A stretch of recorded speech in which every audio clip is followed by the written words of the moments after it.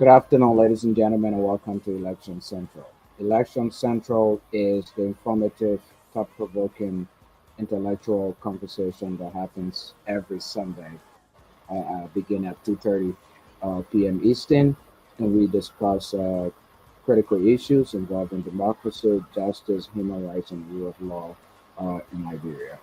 Today, my name is Alfonso Mina, and today I will be joined again by regular panelists here, Councilor James Verdier, and hopefully Mr. Cyrus Gray, who's currently in Liberia. Michael Rennie will not be able to join us today. We're also hopefully expecting some guests, but not yet confirmed, so I don't want to say anybody's name.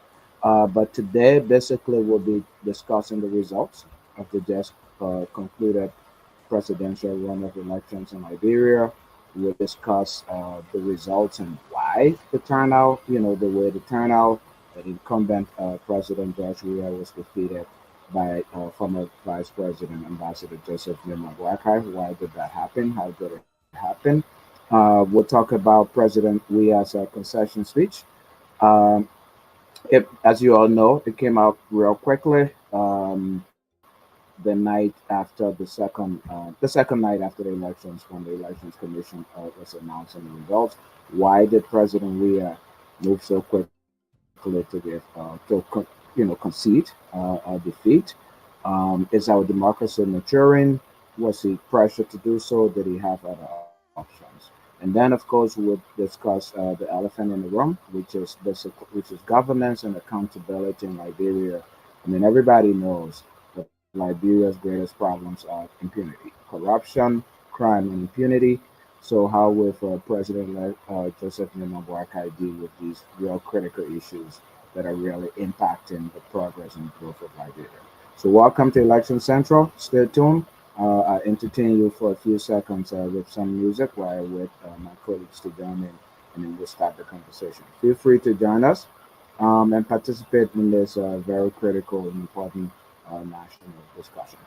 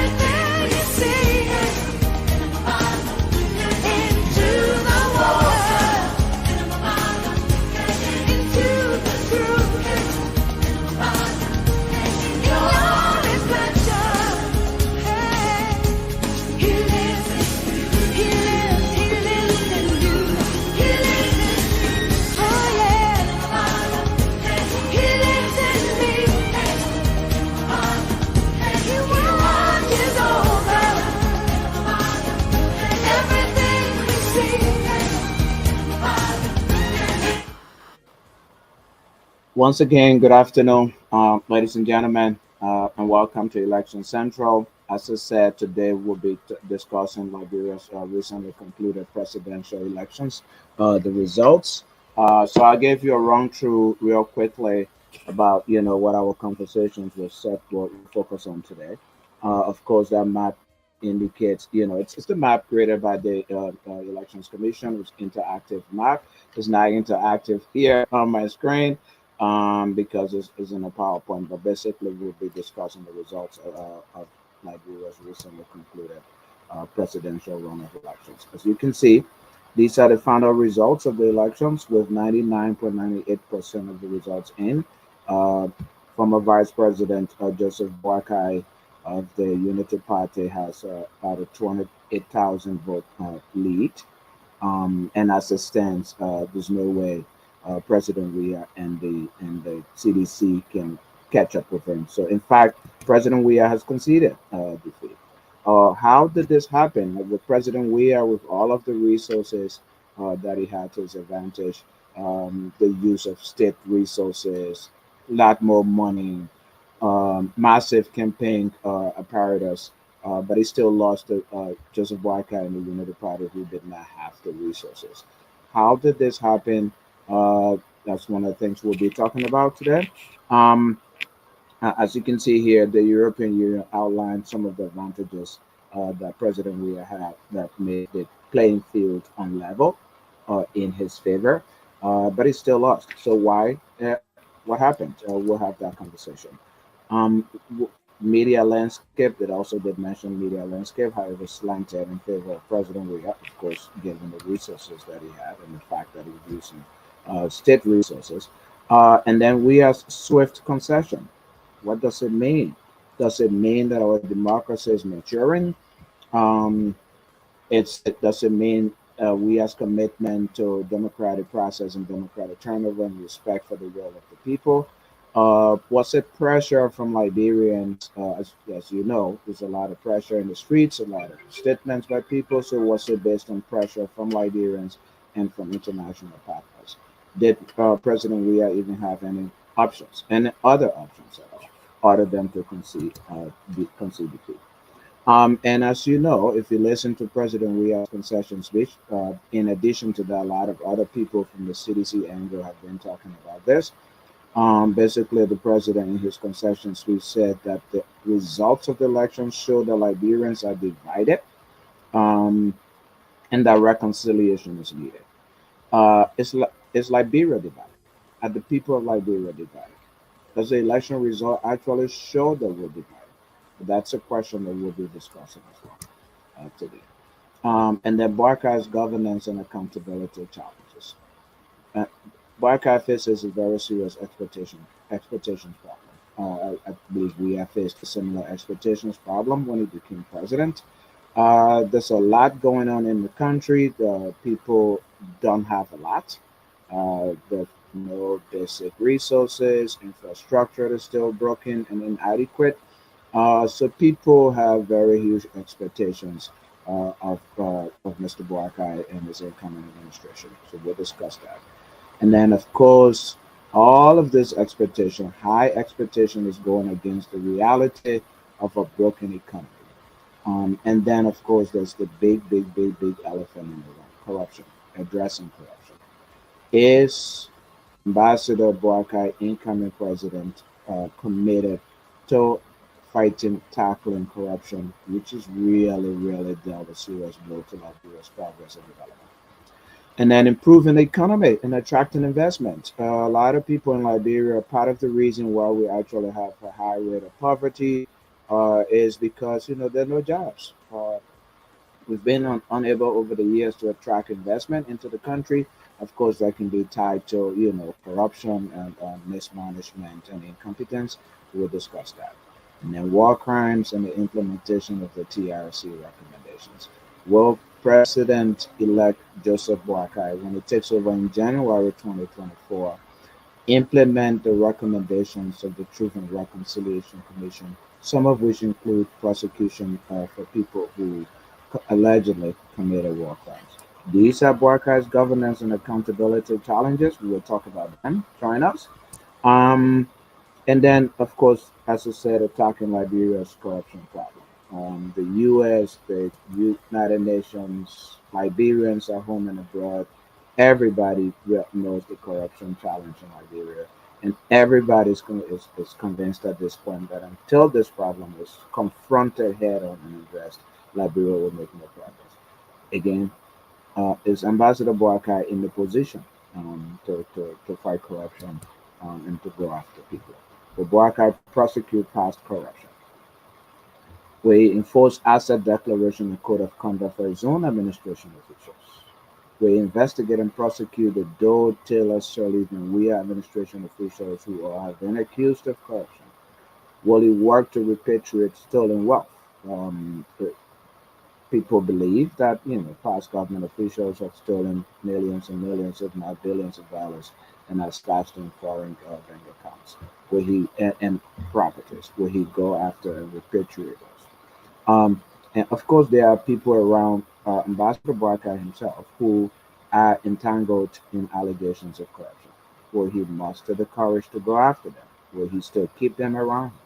That is Alex Tyler, for example, is one of the people who supported Ambassador Barker. Prince Johnson, will he go after all of those people? Prince Johnson was, also sanctioned by the U.S. government. Um, these are U.S. sanctioned officials: Prince Johnson, Nathaniel Miguel, Bill Twewe, and Cephas. For President Boakai, when he takes office, go after these people. President Weah never did. Um, in December 2021, Prince Johnson was sanctioned under the Global Magnitsky Act by the U.S. Treasury Department. Nothing happened. And one of the reasons he was sanctioned is failed to play with the Liberian government, which was then headed by President Weah. Again, nothing. He was never a prosecutor. He was never investigated by the Liberian government. And these three government officials, Miguel Twewe and Cephas, were sanctioned under the Weah administration. As you all know, Twewe was very close to President Weah. He was his chief of staff, and not what Miguel was. Twewe, of course, was the MPA managing director, and Cephas was the solicitor general. President Weah administration did nothing to hold these individuals accountable. As a matter of fact, Miguel and Twewe were recently elected to the Liberian legislature. Miguel as senator from Margibi County, and Twewe, I believe, as a representative from York South.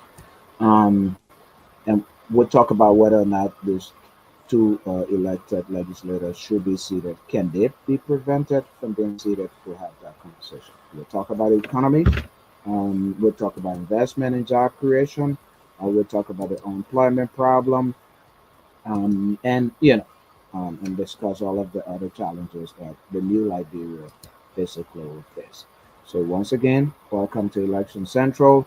I'll play some music while I go in the background and set up. But stay tuned, share the link, invite people to join us, and let's have a very robust and intellectual conversation.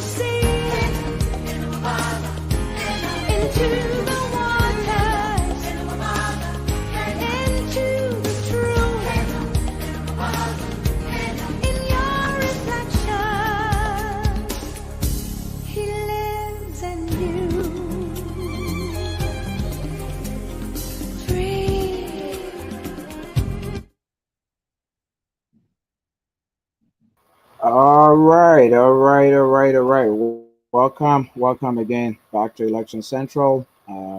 Guess we're set up to go. We have here a very important guest, Honorable Sam Joe.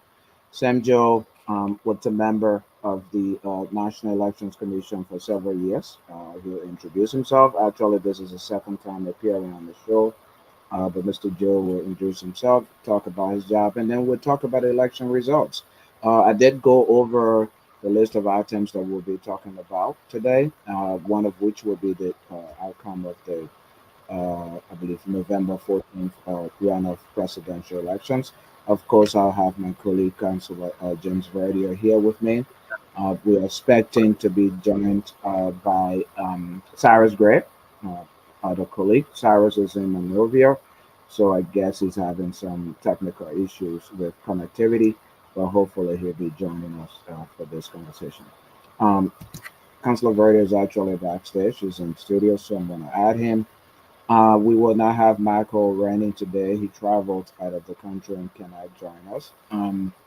Yeah, and we might have O'Brien Yema. Hopefully, he's able to join us in this conversation. So, welcome, Honorable Sam Joe, and welcome, Councilor Verde. Thank you. Oh, okay. Uh, it's So, it's it's good to be here, Alfonso. Thank you for the intro. And these are these have been very exciting days, couple of days, and I'm happy that I'm able to join and share this platform with you, Sam Joe, Cyrus, and and O'Brien. Hopefully, so that we can begin some reflection on where we're coming from, where we're going, and how do we restore this country, through recovery and towards development. So thank you, and I look forward to our discussion this afternoon. yeah, yeah, definitely. Honorable Joe, welcome. Thank you, sir. I'm happy to be on the show. My name is Samuel Joe. Worked at the Election Commission for 7 years as commission.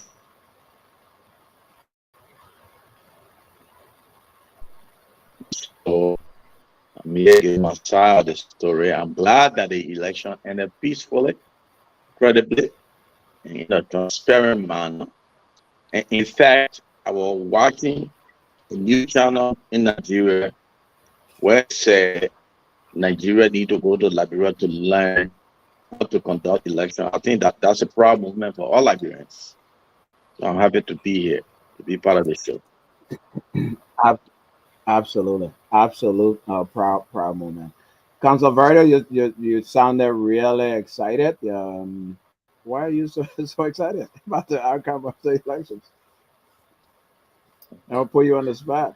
You know, uh, but Alfonso, you know my opposition to the George Weah government or administration is well documented in terms of his leadership, not necessarily the entire government. But as far back as in 2004, I have stated unequivocally, in no uncertain terms, that Mr. Weir, as much as he was a very popular figure in Liberia, relating to his post history, but Mr. Weir was incompetent. I said he was dangerous for our country. I said he was uneducated. And even though that did not stop him from getting involved in politics, but I thought that he was supposed to reveal himself to a process where he could be developed before presenting himself for the presidency. And that caused a big rift between him and myself. So up to 2017, when he was elected, I still had a view that he was incompetent. And actually, his 6 years of his leadership actually vindicated me, because throughout his administration so far, he's demonstrated the incompetence, the incapacity, and the inability to actually galvanize the country towards development and progress. Instead, he dragged the nation down to his knees. Our country is currently bleeding, and I'm happy that Liberian people understood that. They got to know that, and their actions through their votes have spoken clearly that we're prepared to depart from this difficult path and to set your back on the path of recovery and development. So it makes me happy. I am very grateful to God, that happened. And again, the circumstances that led to my departure from Liberia after my tenure at the Liberia Anti-Corruption Commission were not very good. There were circumstances that actually put my life at peril. So there are a lot of reasons why I'm happy, because now we're advocating for a free environment, an environment where we can return freely and be able to live without letting hindrance, without fear. I believe that this administration, the new administration, when inaugurated, might be able to provide such an enabling environment for citizens to enter Liberia and move about freely without fear of being killed, or being harmed, or being arbitrarily arrested, of being instead of for criminal prosecution or what have you. Basically, that all of those things are playing in my head, and I think it's a very happy moment for Liberia, but it's personally a very happy moment for me, because I think I have been vindicated, and I've been who have supported the views that me and many other persons held over a long period of time. Definitely. So before we go into the issue of the election results, what it means for Liberia, the challenges of governance and accountability going forward, I just wanted to bring in Mr. Semjo and let him, talk to us, run through the election process, how it happened. I know, Mr. Joe, you talked about we had a credible process that even people from Nigeria were hailing us. Just tell us and our listeners about the whole election process and your impressions about the process. What the good things that were accomplished? Of course, what are some of the things that can be improved upon? As an election expert, somebody who was a commissioner for 7 years, walk us through the process of what, the inner workings of the elections process that got us to this point. Thank you.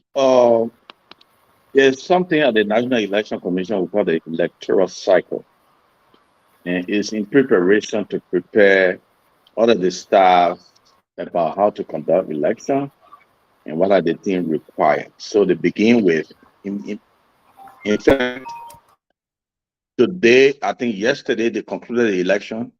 Within the next 2 weeks, they're going to conduct something they call evaluating the process. They will go back and identify where the problems are, where they went wrong, and they highlight the issues and discuss them and provide remedies. That what they're going to do within the next 2-3 weeks going forward. Then when they complete that, then they will start setting the agenda for the by-elections. That is by-election for Jeremiah Kun in Nima County, and few other representatives that lost their elections. They will start doing preparation, identifying areas that they can improve, and then begin to submit to the legislature and the government the way bill for the electoral process. And then they will go back and areas, the Nima County is the whole county, so they conduct field visit to identify centers that need improvement. And after that, they come back with all the data, put the data in the place and submit the budget to national government. And then from there, within the next 60 days, they will notify people that want to participate. I think the entire period is about within 90 days they should be able to conduct the by-elections. And after that, the process of determining the future will get within the next 3 years. That is, the senatorial mayor term will be coming. All the senators that were elected 9 years ago are coming out within 3 years. So they will start identifying issues related to the elections. They will start preparing staff. They will start training. They will call what they call and then telling political parties where the laws need to be improved and all that stuff, and they will go through conference for the parts after inauguration for the remainder parts of the year, and they will start getting prepared for the midterm election. For now, after the election, they are still completing the retrieval process. They're bringing all of the election materials back in headquarters. They got fixed period to make sure they are properly archived, and they start litigating electoral issues that came from the election. They start with the process starts with the hearing officer. From there, they come again. Are you hearing me? No, go ahead. Nobody. Yes, Okay. yes. So the cases have begun to go to the hearing officer, and some of them will be forwarded. If there is an appeal process, they go to the board of commissioners, and then who will get determination within next. And if any party feel aggrieved, they can forward their grievances to the Supreme Court, take an appeal, and go to the Supreme Court. That is done within the next 30 days to clean out the process. If anybody declare win, and this is the more interesting part, if anybody declare a winner on a circumstance that was not clear, and we have a case that we reference in the election commission, they call Kuku Double versus Beotwagbe. Beotwagbe was declared loser in 2011 election.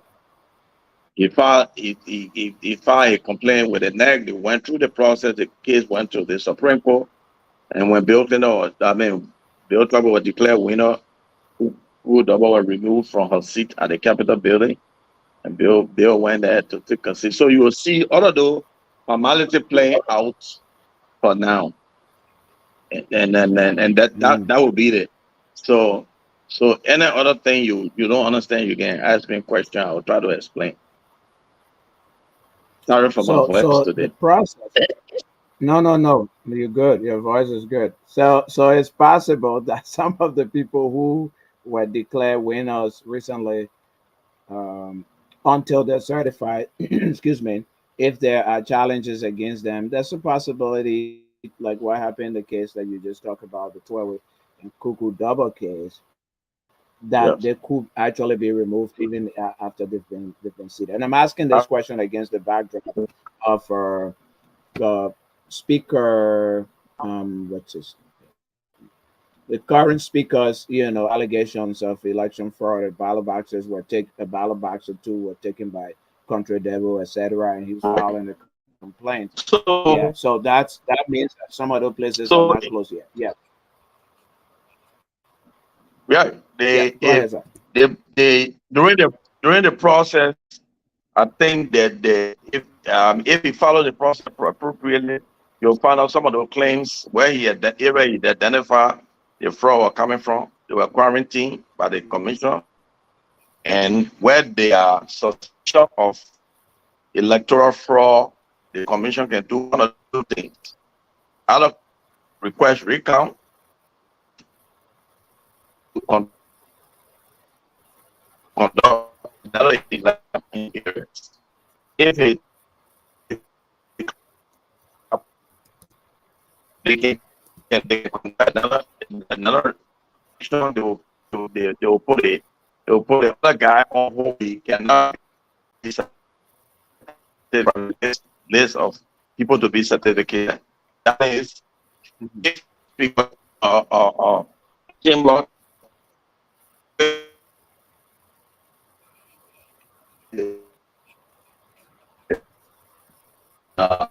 and you will go through this, and if they don't clear back,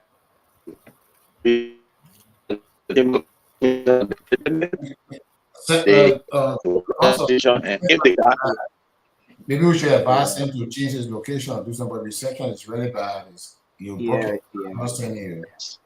You're, So you're you want breaking to up, log, Sam. you want to log off and come back in and maybe change your position or something like that. okay, I should log out and come back in. Or That maybe would be change your that would location, be one my of the advice two. and change Yeah. your position. Okay. Yeah, okay. So let's as Sam does that and as we wait hopefully for Cyrus and Obliam, let's begin our conversation. I mean, I wanted us to start with um why did President Weah lose? I mean, so we know. Well, some of us we all do know, but we just need to go back into the details of it and find out because he did have a lot of advantages going into the process and even during the process. When I, when you read the report, besides what was really visible in front of all of us, when you read the report of the EU observer mission, election observer mission, it clearly stated the advantages, how be it corrupt advantages that President Weah had. For example, they talk about abundant use of state resources, the government officials campaigning publicly for him, coercing civil servants to support and to campaign for him and to turn out for the rallies and all of that. They also talk about the media landscape, where the public media institutions were 100%, like 70%, I think they said, of all of the coverage around the election period was for the CDC and President Weah. So with all of these advantages that President Weah had, money advantage as well, billboards, posters, t-shirts. We saw people dishing money out to people, really just handling bundles of money to people for them to vote. $20, $40. One lady I watched on Facebook, she said she ate 200. She was jubilating at Boakai's house yesterday, and she said she ate $250 from US dollars from the We Have people. But she didn't vote for them. She voted for Boakai and she was celebrating. So with all of these advantages, why do we lose? Any thoughts? Any ideas? There are complex reasons. There cannot be one reason why he lost, but I think all of the reasons culminate into issue of bad governance. And bad governance due to incompetence.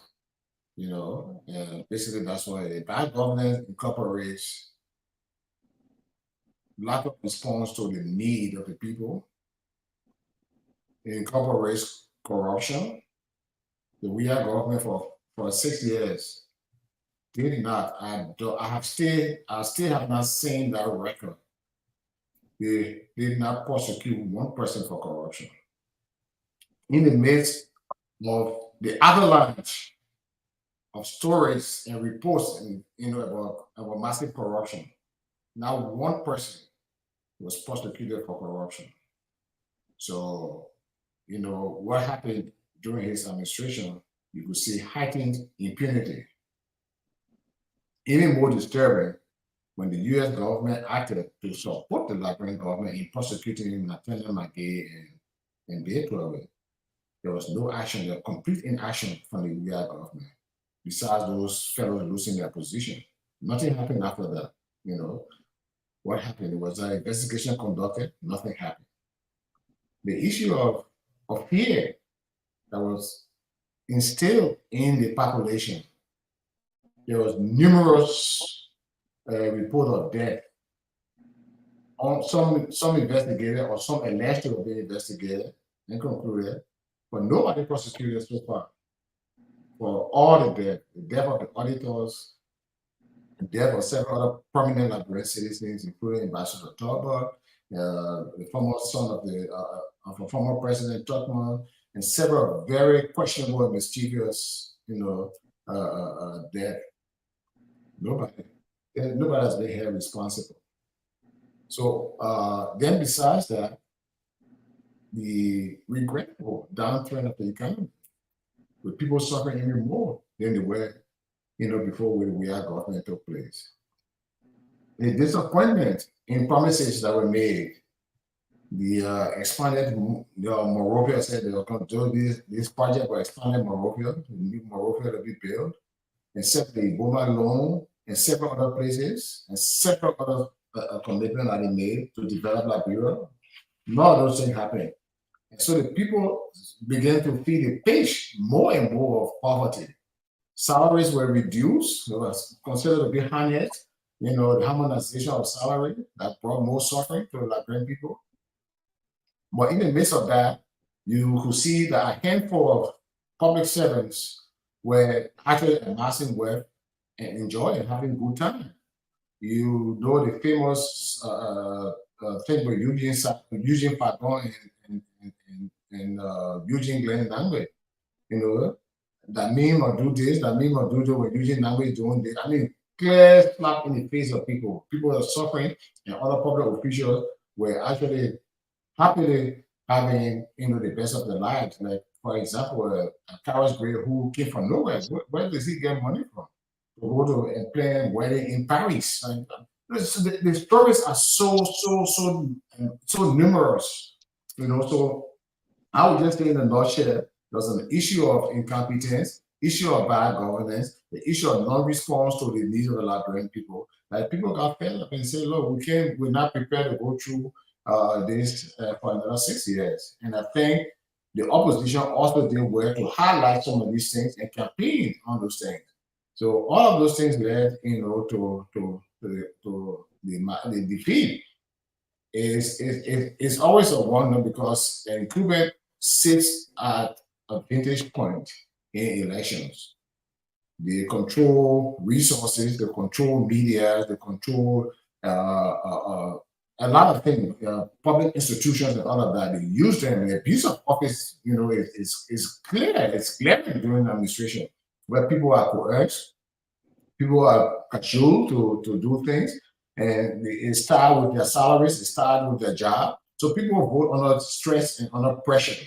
They are coerced to do certain things. So the incumbent, always come up on top, in terms of their plans because they coerce people to do that. You control state machineries, you control when the police act and what the police doesn't act in terms of instilling fear or reducing the level of fear in people.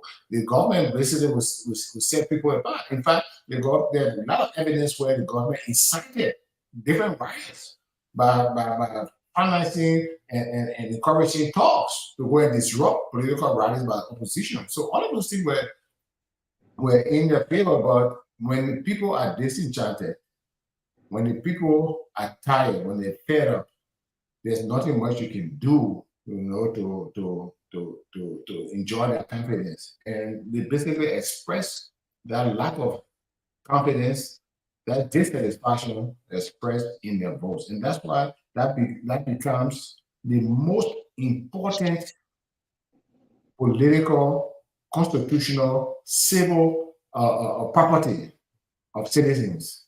That right to recall their leaders when they misbehave, when they fail to perform. That is the most expensive, intangible right. And that's what citizens are not supposed to jeopardize that by telling them for little or nothing. That's very important. And they demonstrated that, and I'm sure our friends on the other side have come to understand that when we refer to power inherent in the people, that's what we mean. Power is inherent in the people. They're not necessarily all the time they're going to remove you violently, but they're going to use their democratic rights to make sure that they recall individuals who are given the opportunity to rule, who are entrusted with political power. And that's what really happened. So, welcome back, Brother Joe. So, what we're talking about was, with all of the advantages of incumbency, the resources, some of them corrupt, of course, especially it's illegal to really use state resources to campaign, but we know many incumbents have done so, and President Weah has definitely done so in this case very massively. So we're talking about the advantages that he had, but he still lost the election. I think you heard the part where Councilor Brady was saying. Um, it's due to the fact that the Liberian people believed or saw for 6 years he did not deliver on his promises. He did not perform as well as perform to their expectations, and therefore they voted him out. What I see in that statement there is that Liberian people are kind of maturing in terms of their decision making, in terms of, holding their leaders accountable, to the things that they're supposed to do. I mean, President Weah swept to power as a very popular person. He was a soccer icon, and people voted for him. He was popular for much of his term, and then they gave resources to people to vote for them. But in spite of all of that, the Liberian people said no. And as Councilor Vardia said, and I tend to agree, people felt that he didn't perform to their expectations. He did not deliver on the promises that he made to them. Does that mean that Liberian democracy is maturing? That the people of Liberia are growing in their democracies, and that with that, Liberia might be on the path to doing better because we all will hold our leaders accountable, which is a critical element. Is that where we are? Or is that where we're heading towards? Well, given everything that Councilor Volia enumerated, Liberian people were quickly able to identify their weaknesses immediately after his inauguration. Given everything that Councilor Volia identified in his presentation. But one thing my experience tells me from the Election Commission is that Liberian people pay more attention to politics and electoral activities than anything else. That's my experience. Because every village that we visited during my 7 year tenure, we saw that enthusiasm of politicking in Liberia, and that what we are and his CDC underestimated. So they didn't catch it when Darrell Dillon swept the pool in Masorado County and defeated Weah Choice. They didn't catch it in numerous other elections. But one of the biggest problem political leaders should watch is the moment that people get to start start to feel semblance of corruption in your administration, they're done with you.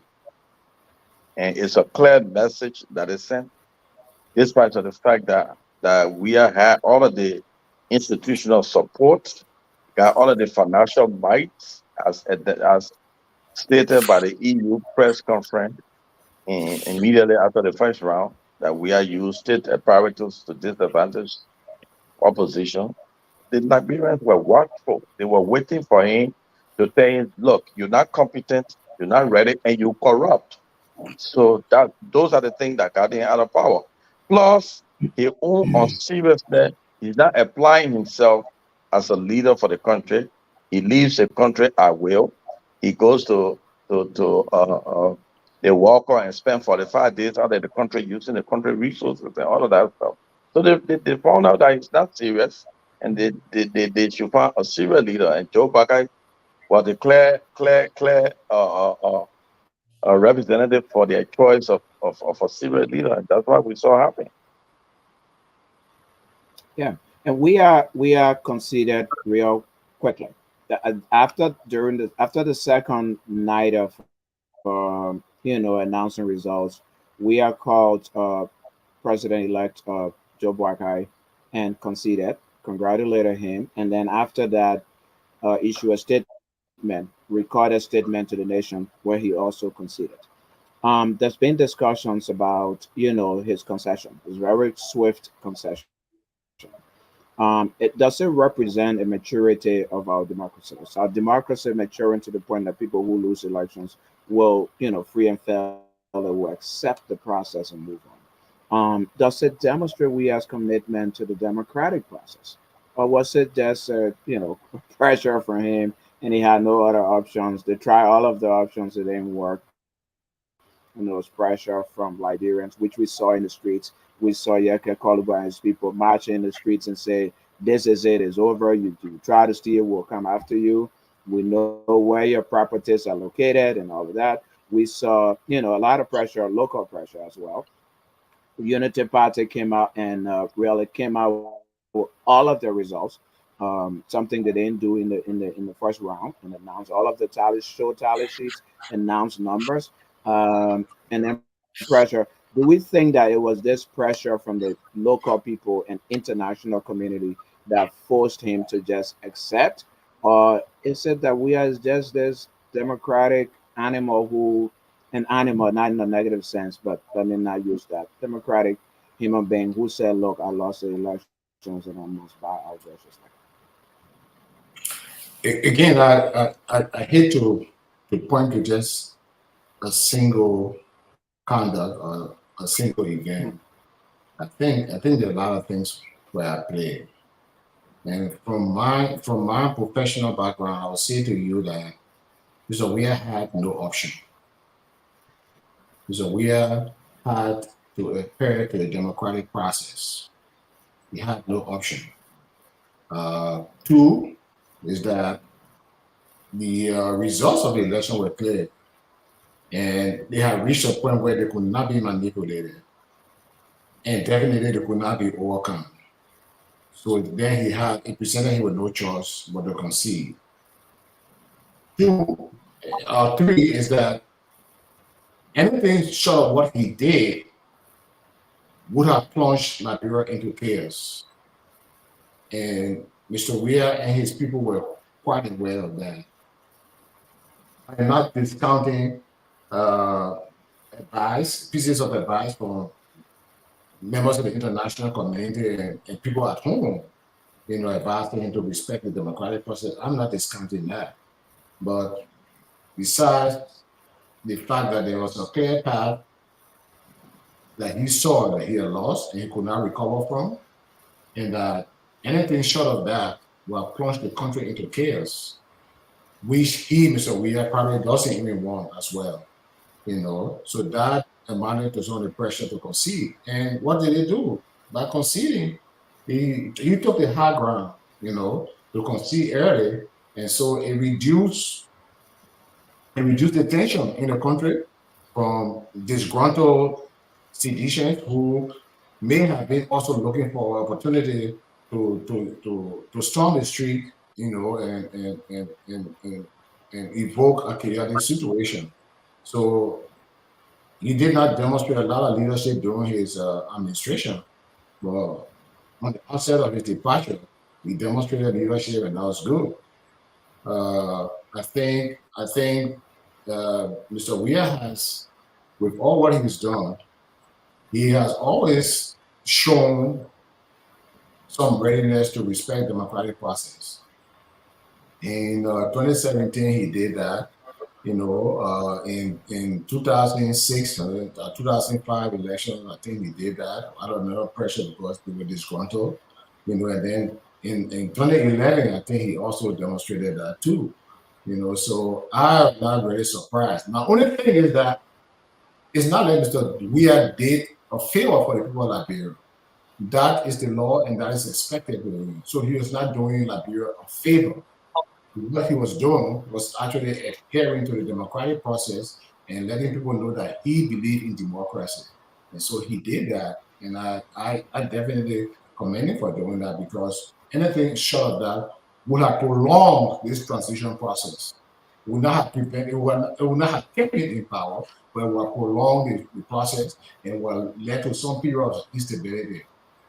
And for us right now, Liberians, what we need to attract investment. We need to attract support from the international donor community. And to do that, we got to demonstrate that we are capable of transitioning, we are capable of having political transition from one government to the other. And I think we're very good for Liberia. So we are looking forward to a successful, smooth transition.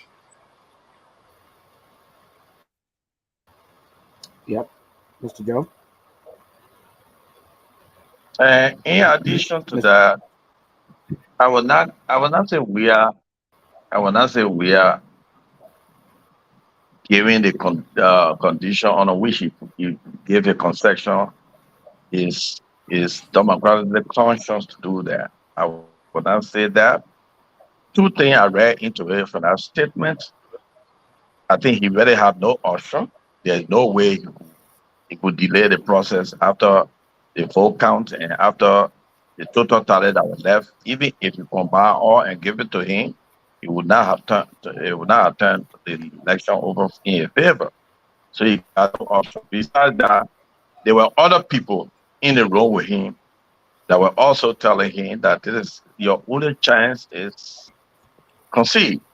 There's no way out. I think international pressure on these kind of circumstances, you see international pressure coming in. You have to concede. I remember I was seeing, I went to the Gambia election and the opposition won. And then the guy was trying to play some games, trying to delay, trying to grab power.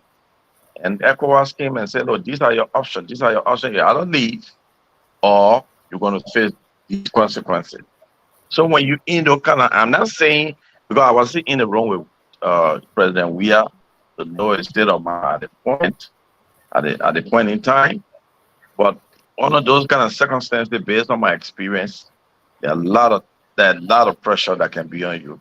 Family pressure, other family members are telling you you have to take decision to save the nation. You have to take the decision to save the family and stuff like that. So that how my conclusion is about we are concession. Hmm. Okay. One of the things President Weah said in his concession speech is that the outcome, the results of the elections show that the country is divided. He didn't Right. specifically, and one of the things he pointed to is the margin of victory being small.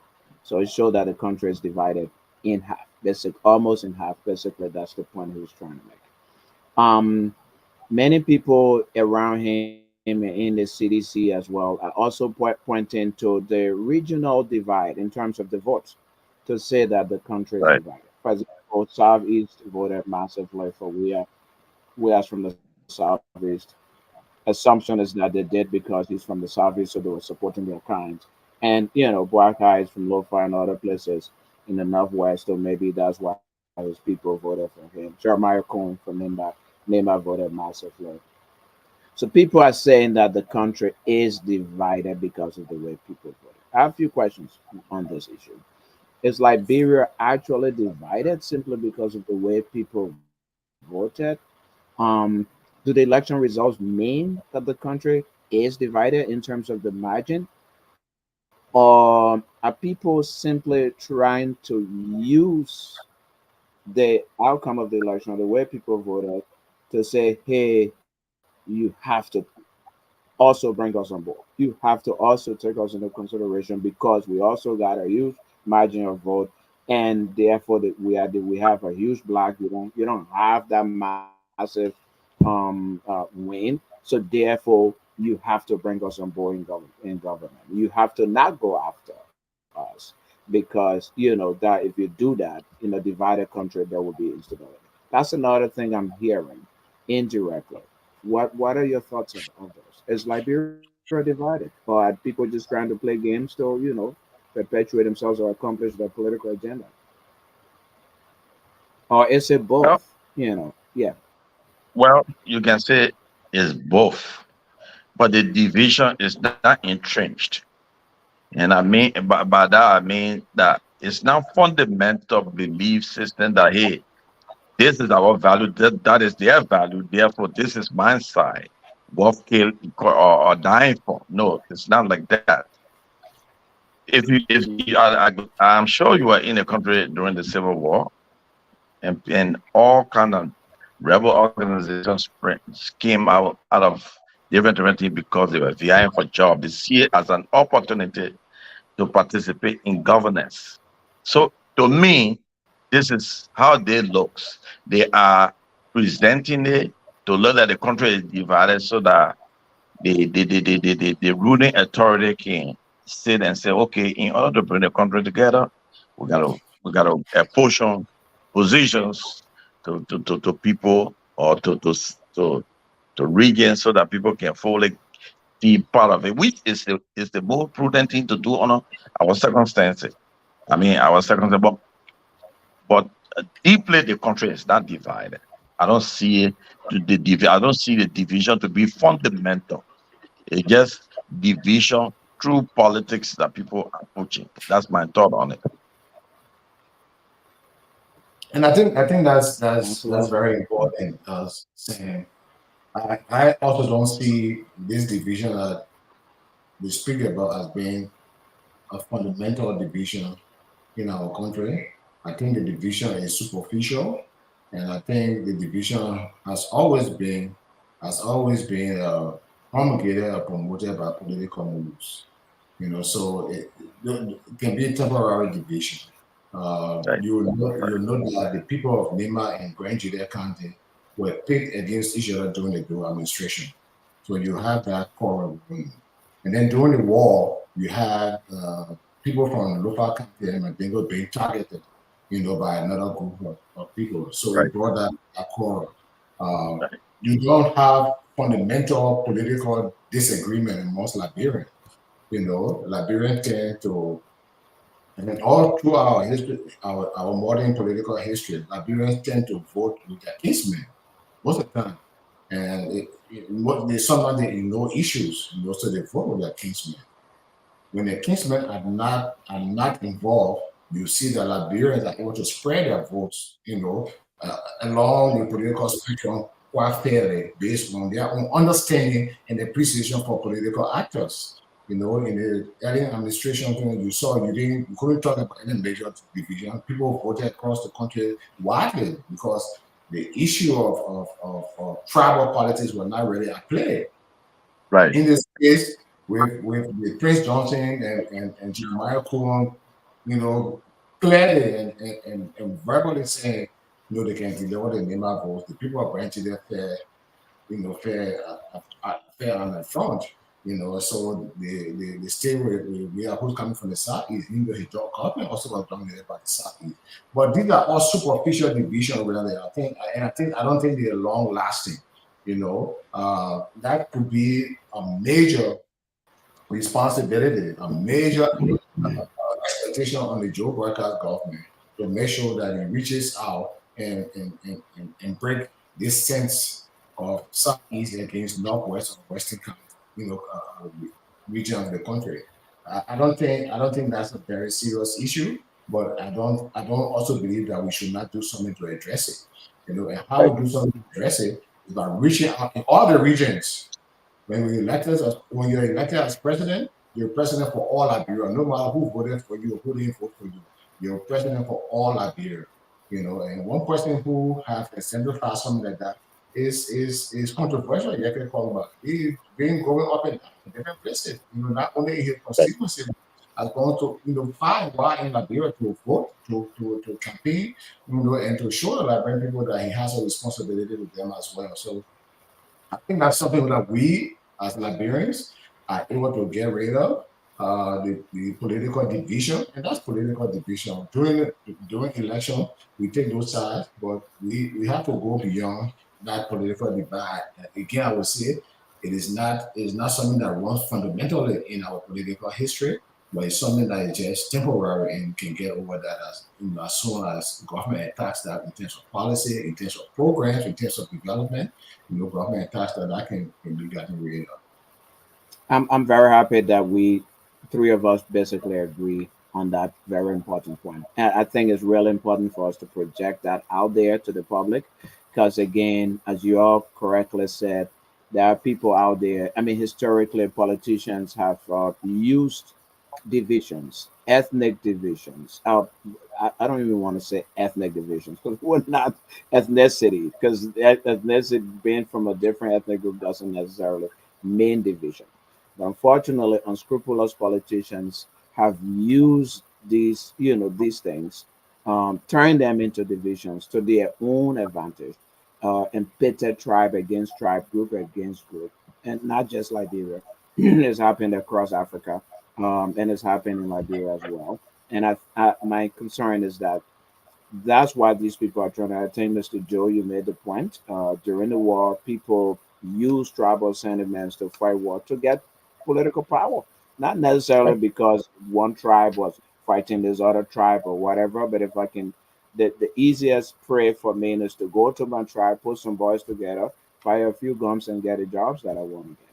And and politicians have done that historically, and I think it's important to push back on this narrative that they're trying to create, because they could create further divisions in the country. So I really like, that you both have a similar thought as mine. Um, But possible to reinforce that, mhm. one major reason why Prince Johnson, with all of his negative war repertoire and war crafting, you know, documented against it, he remains a very popular person, not just only in Nima County, but in the country. But importantly in Nima County, because Prince Johnson came at a time where his people were being exterminated, were being butchered by the Doe administration. And he came and organized a force to save his people, according to him, because the people in Nima County, were being forced out of Nima County. They were running hectare scatter because the Doe administration was pursuing it. And so the NPFL came, through, utilizing Prince Johnson and other people. And Prince Johnson always preached that my people were being exterminated and I came to redeem my people. So that made him a very popular person for Nima County, happy son of his soul. So I think that's what drives his political weight in Nima County, that he came back to deliver his people. And so that's why you see the Nima people in mass, we always stand with Prince Johnson. They've been doing that.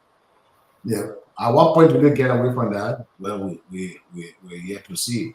But again, I would say that divide in terms of politics is superficial, and it can be addressed. It is not deeply rooted in our political history. That we have. In Liberia, we don't have any major ideological division.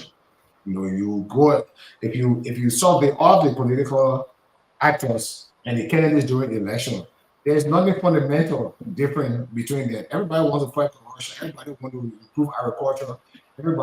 But everybody just want to use the assembly marshal to do that. So it's just the same.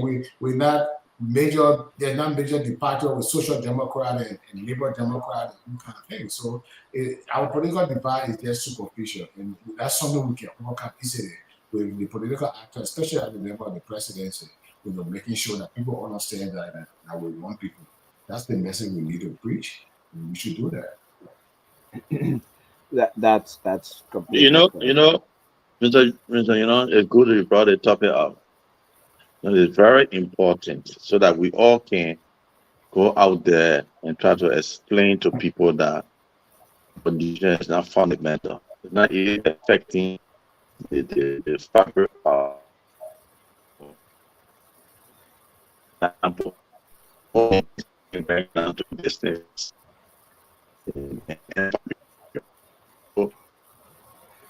What Okay. we all see is not fundamental. See, one positive sign comes from the Bagai administration and the VP. All races are encouraging. Made about that the road projects from Nima to the southeast. He will oversee it. Will make sure that there are roads to the southeast, because southeast is part of Liberia. If people in the southeast should be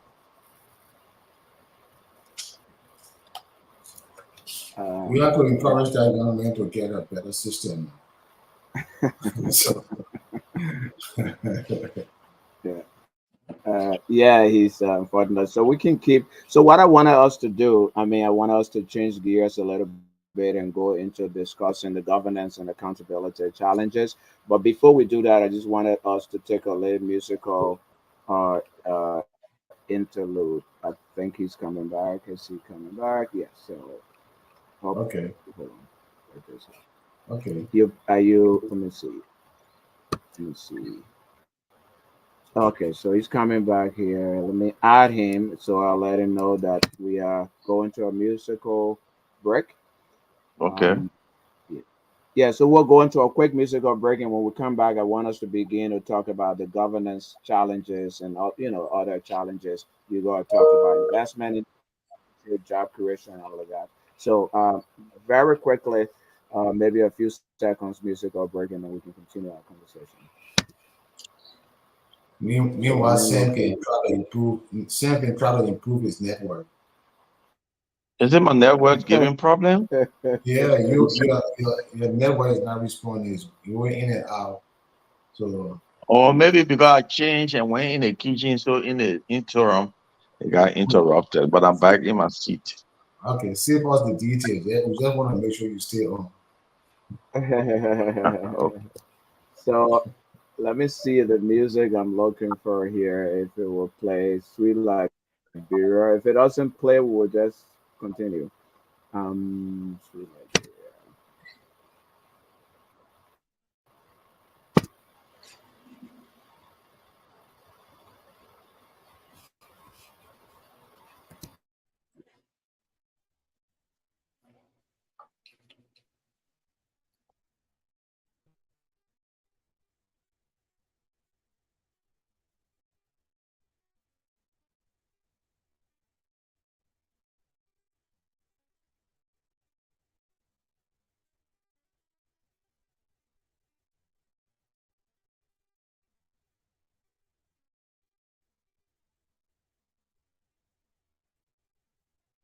See here. I want to talk about the challenges that the incoming Boakai administration will face. I mean, there are high expectations among the people. People want to see development. People want to see progress. Um, so really, the expectations are huge on the incoming Boakai administration. There's also the reality of a broken economy. So we have these high expectations, but the economy is not good enough. So it'll be difficult or challenging, to say the least, to meet all of the expectations of. Yeah. Sorry, let me add my guest back to the stage. Um, Okay, so I hope you guys were hearing me. So I was talking about the governance and accountability challenges that the new Black administration will face. I was saying that there are very high expectations. Liberians want. There's a lot of problems in the country, so the people really have high hopes and expectations that the Black administration will hit the ground running and deliver on their needs. Then there's also the issue of the broken economy. So we have high expectations on the one hand, but the country doesn't have the resources, the investment and money necessary to do all of the things that people want the government to do. And then there's the huge elephant in the room of corruption. You know, where is he ready? Is he willing to address corruption, even in his own administration, in terms of the people he appoint and holding them accountable, and improving the economy, and of course implementing the recommendations of the TRC, and then finally, in terms of corruption, going after past government officials who are alleged to have stolen money, investigating them, and even trying to repatriate money internationally that people believe has been stashed in foreign bank accounts and in properties across the world. Is Mr. Boakai prepared, ready, willing to do that? That's a question I think the Liberian people are asking. It's a very important question, so I want us to talk about that.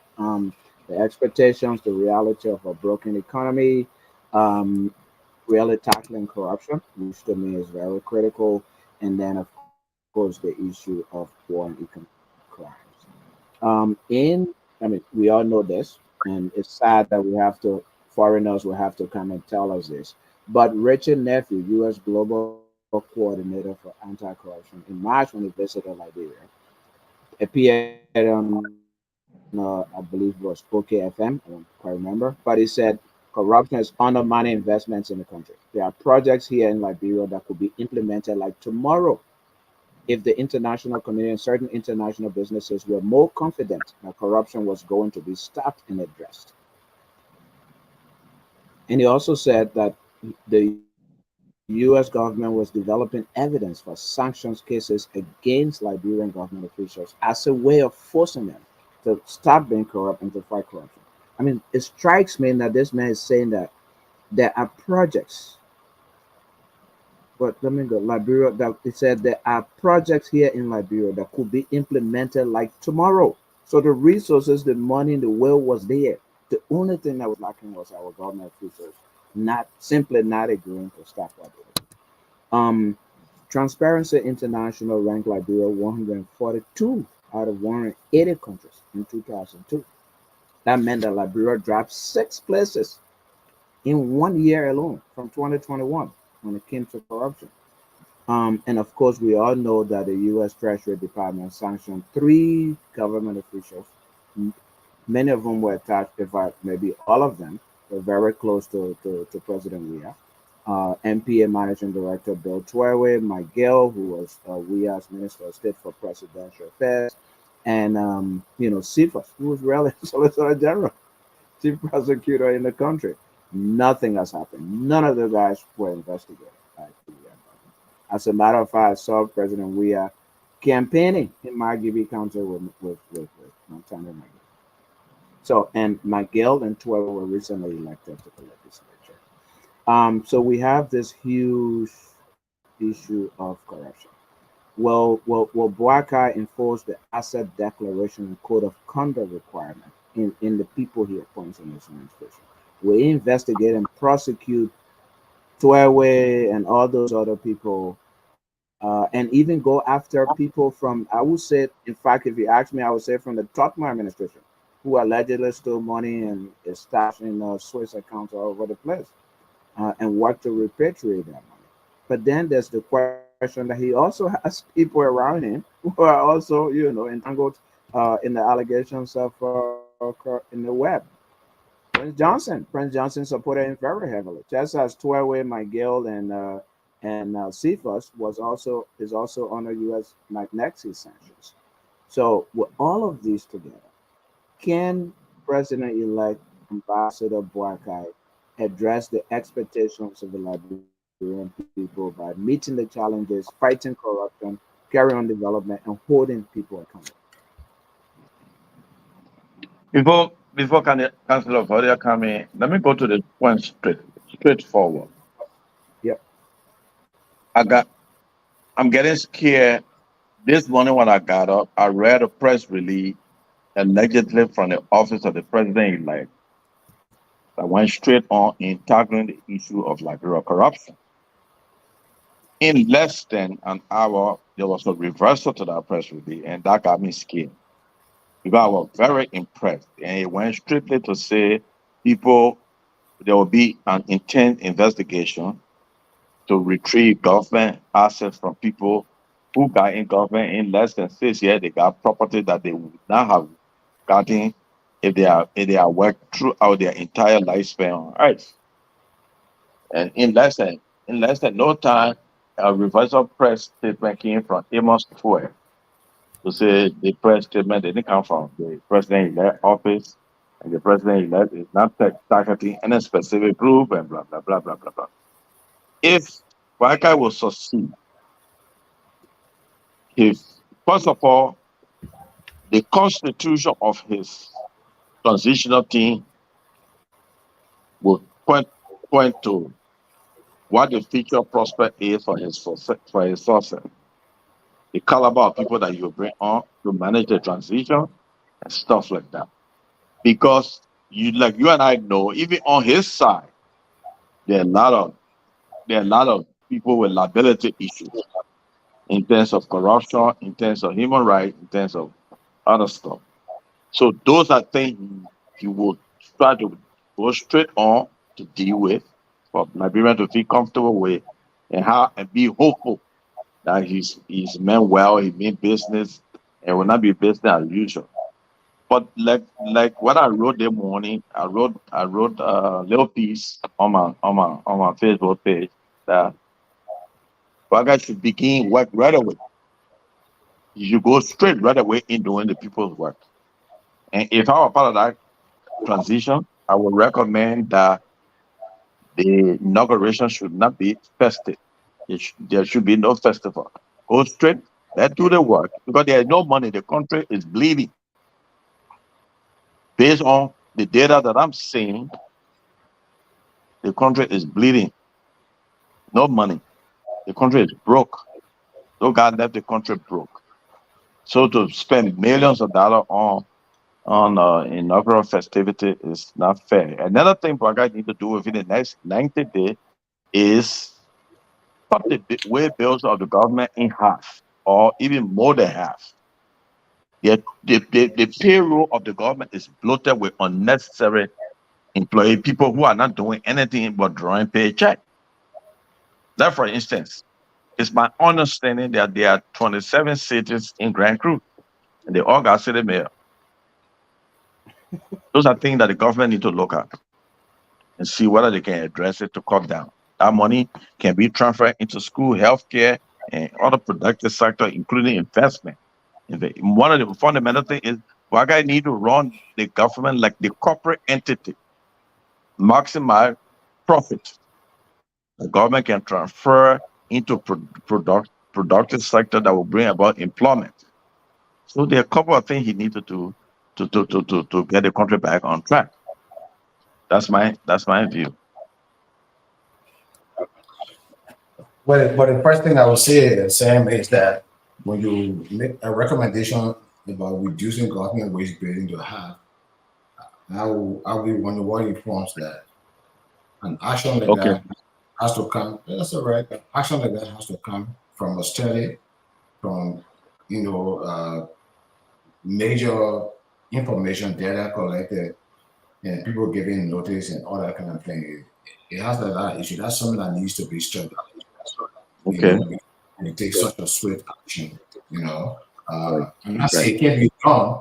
It can be done when you try to actually reduce government wage base. You need a drastic set of all government institutions Right. who are productive employees and who are non-productive employees. How can you merge different departments or different units in the government, to reduce? That's something that you need to study over a period. I will not advise the government to take an immediate swift action to do that. No, that would not be advisable. It will not be a wise thing to do. But that is something that should be considered. Now, talking about what the Boakai administration needs to do. Look, one, Council, you mentioned the issue of going back to the talk about administration and talk about administration. There's an issue of statute of limitation. Statute of limit. That's right. You can't go beyond 10 years for 10 years. something Right. available. But again, it depends on when the act or the conduct was discovered. If it was just discovered, it may have been committed 20 years before, but when it was just discovered 2 years ago, you can still pursue it and prosecute it. That would be another issue. I think the issue of corruption, impunity, and abuse of office has haunted Liberia for a terrible long time. Terrible long time. And sometimes the enthusiasm to address these particular biases by immediate actions have also led to the abuse of rights of individuals involved. So Right. this is something you gotta be careful of. When you want to attack an issue like that, you draft laws, you issue executive order that will cause actions to do these kind of things. But currently, you look at the current law. And I'll go back. When I became chairperson of the Liberia Anti-Corruption Commission, I was clear that the laws as drafted that we have were inadequate. But notwithstanding, there were still laws that could lead you in a direction of prosecution. So while we were struggling to have the government of the legislature improve the anti-corruption law, we were basically using the existing laws to do what we did. And we did not achieve all of what we wanted, I won't say it, but we achieved some things. People were prosecuted, people were investigated, people were arrested. So you got to base your action on the law. And as we go into a new administration, the new instrument to guard investigation of corruption in Liberia has been even strengthened further from the old instrument that we had in 2006 and 2008. So there is something to act on. And I would think this is going to be tough for the Boakai administration because already for political purposes, they've already gone to bed with some strange bedfellows. Right. How do you go and actually purge these different alliances because there are people there involved, with corruption and human rights abuses and all of that? It's going to be a decision for the Boakai administration. I remember during the early administration, on the onset of taking over, former President Seli said she was going to tackle the issue of war crimes and all of that. Deep into her administration, she found her hands tied because she was making dating alliances with people to support her government to get things done, and these people were on the very side, that should sort of be prosecuted. So these political decisions are tough to make, but when a leader is committed to addressing these things, then they will have no choice. The most important question to answer is, what do Liberian people want? Do the Liberian people want to address the issue of impunity? Do they want to prosecute people involved or charged with corrupt offenses? Do they want to do that? We'll make that determination. We put the resources behind it and make sure we can do that. We've had experiences in Liberia where corrupt officials were charged and taken to court, and the citizen came up and started booing and jeering at officials of the FCC who were trying to prosecute them. So these things are going to happen, but Right. corruption has caused a lot of stagnation for Liberia. If we don't address the issue of corruption, we're not going to go anywhere. We're not going to grow. We're not going to develop. Got too many resources are being diverted for private use, the other thing, and it's taking away the development that we need in terms of education, in terms of health, and all of those things. So we need to address the issue of corruption. I would think that's the number one issue to address corruption before we talk about infrastructure. If we address corruption immediately, you're going to see a lot more resources available to government. And corruption has different angles and different wings.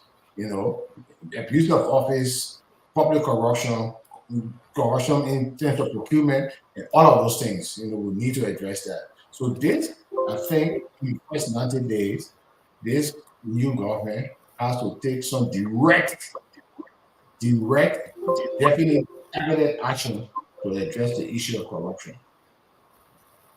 Mr.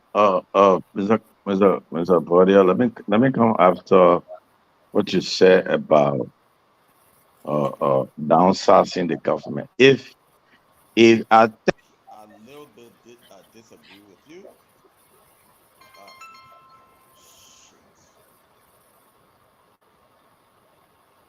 Yeah.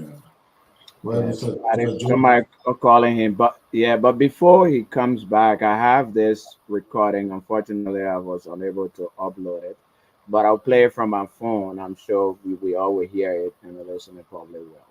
This is Joseph Boakai in an interview talking about holding people accountable. Let me see if it plays here. That reach overnight to So account. yeah, so hold on. This was I don't think it's a bad thing for you to say. Hold on. This. Let me start from the beginning. But were you hearing it? Yeah, I'm hearing. Okay. Okay. So let me. So question was posed to him as to whether what he would do with the issue of fighting corruption and going after people and holding people accountable. Right. Is AREST. Are you going to add another R and arrest people? That's a good question. The Liberian people have lived a long time with impunity. The Liberian people have suffered a lot, and they have a decision to make. The Liberian people would like to see justice. They like to see ill-gotten wealth restored, or people who got rich overnight to account. I don't think it's a bad thing for you to say, this is what I did and this is what I got out of what I have done. We continue to see a country that is without good roads, children without hope, education, and people are getting rich overnight I don't think it's a bad thing to ask them to say, how much did you earn in the period and how were you able to get what you have? I think that's what the Liberians would like to see, and that's what I would like to do. Absolutely. All right, so that was President-elect Ambassador Joseph Nyeman Boakai, but that was before he was elected. I'm sure that was probably before he also formed out of those alliances that you were talking about. But he was forceful and direct on the issue of accountability for corruption and going after people. So he's on record saying that he will do that. So does that give us any? Yeah, I was saying something before somebody called me, interrupted my conversation. So if I have the time, I can complete my thought Yes, process. you do. Yes, you do. Listen, uh, uh, You do. I Yes. participated in early transition as well as I work for immigration services here, where I participated in overhauling some department agencies. The best time to do it, Mr. Vadia, is now because you don't want for the government to run into hellfire. So they need to do a SWOT analysis of the system now during the transitional period to know where the government is, to know the total payroll. Because can you imagine about pretty close to 50% of our national budget go to overhead costs. And some you find out like we found out during the transition in Ellen government with LPRC. LPRC as a super gas station have over 1,200 employees with numerous other contractual employees. When we went in there, we did a SWOT analysis, assess all the departments, and recommended that LPRC workforce is suitable for 300. When we did a recommendation, were accepted by the management.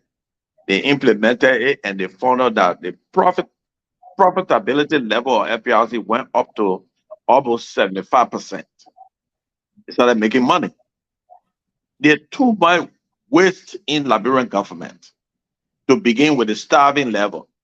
Then you go to gas, you go to scratch car, then you go to pedan, the way people travel. If you if the transitional team able to do all of the analysis, they can come up with millions of dollars that would benefit other sector. That's what I mean. Instead of starting the government, because when you start the government now, then people began to be sympathetic. It began to be sympathetic towards any individual. They began to make friends. Then it's difficult for management to make decisions. So I think transitional period, if they can quickly get to work and identify areas of wastages and stuff like that, there will be some significant improvement. Okay, Mr. Joe, I still disagree with you in terms of the timing, but we should not spend a lot of time on that. I disagree Yeah. with that. Okay. Yeah. We Okay. should go to other things. Yeah. I see we're talking about the enforcing asset declaration, the code of conduct for his administration. I think those are very clear path. That Right. that any government should tackle right away. What has happened? We already have a regime. For declaration of asset, the code of conduct. What the government would need to do is to emphasize the enforcement of those documents, of those regime, right away to make sure that people, are able to declare their asset. Look, when President Weah took over the government, it took them from January to the end of July for just 40 persons to declare their asset, including President Weah. And that's how long. And the law says you should declare your asset even before taking office.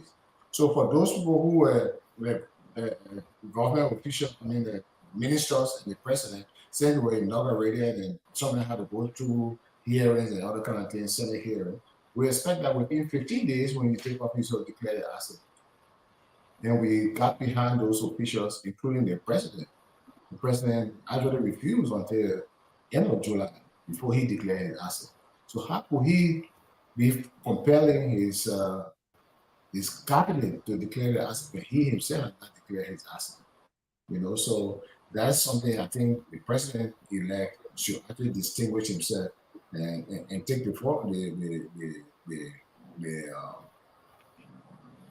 get ahead of the line, and do that. Make sure that we emphasize it. That's what one thing that President Seli did. President Seli was always on time declaring the asset. We had a situation where under President Seli, we declared that the members of our government, the executive branch of government, ministers who did not declare the asset at a certain time will not get their money paid. So they had to come to LACC to get clearances that they had declared the asset before they got paid. So under that administration, the executive branch at that time obtained almost 85% of asset declaration, as compared to legislation where there was no progress on legislation. So I think the president, once he gets into office, will need to have a meeting with the executive branch, with the judiciary and the legislative branch of government, and stress the importance of this fight against corruption so that they can also commit themselves. Asset declaration is just one of those tools to fight corruption. It's important, but if you declare asset, the most important activity there is to verify those assets. Once those assets can be verified, then you will be able to track officials. The issue of lifestyle audit should also be introduced, because you have government officials amassing in no time, wealth and property and access to other things that people spend their lifetime working to get. People get it in 3 or 4 months or 12 months. Why? So we need to do lifestyle audit. Lifestyle audit will help you track what people are making and what they're not making, how they're living. That's the way to do that, because in procurement, it is tough to track procurement thing, because the guys in procurement are able to channel resources through the vendor who will come and charge it. So it's a difficult thing, but once the system can be respected, it is supported by the executive mansion, and then by the legislature, you're able to fight it. Again, there is another issue of how cases are actually not heard because of the backlog of cases that we have in the country. So I would also think that working expeditiously to establish an economic crime court, that will address the issue of corruption. Now, cases of corruption will go to this court specifically and speedily, because as soon as people begin to see people are on trial, some people are being found guilty and they stand in jail, it will begin to send that message right away. This is something that we just cannot waste our time on. We did a lot of work in that direction to make sure they establish the economic crime code. There are documents there waiting for the establishment of that code. The resources should be channeled funded into that direction, and make sure that we have a special code just to investigate the issue of economic crimes, corruption, and I think that can be done. If you can permit me to asking your question. There's a good explanation you just provided. So I want you to extend it in your executive branch. Is there any laws laws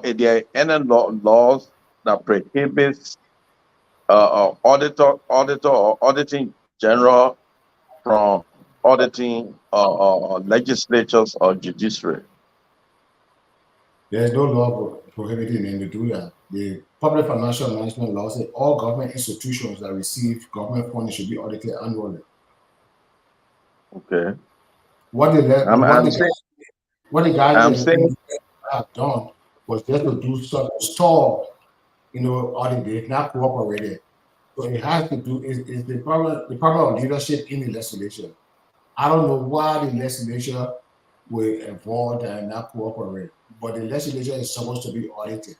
All government institutions receiving government funding are supposed to be audited. So we're in the process where you find that people are destroying the process, can you take them to court for the court to force them?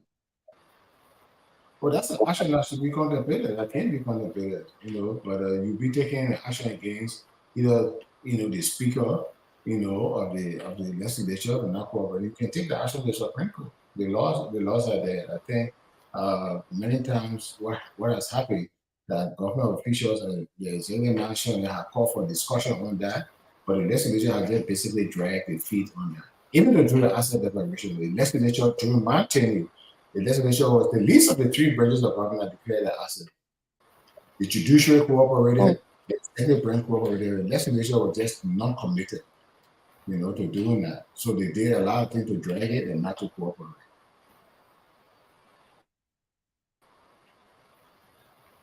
Okay. Yep. Okay.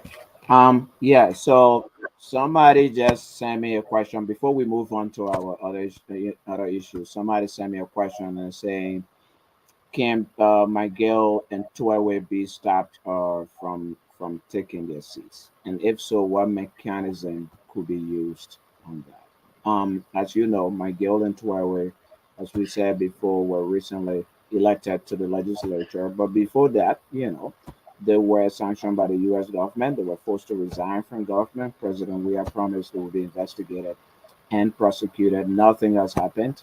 And now they've been elected to the national legislature. So again, is the background that this viewer is asking the question from. So can Miguel and Tory be stopped just as former defense minister was stopped from taking their seats? And if so, what would the process be? The former defense minister, Brandon Samuka, already had a court action. He was already being tried if his trial was not over when he participated in the election. The election commission did not disqualify him because they could not because of that. So he went to the election and still got elected. But then what the government tried to do was to say this man has been tried and he's been found guilty because I think the court action was that he should pay back some money or something like that. And so they used that to prevent him from actually taking his seat. They could have let him take seat and then go through the trial and then found him guilty if they want to do that, and then ask the legislature to remove him.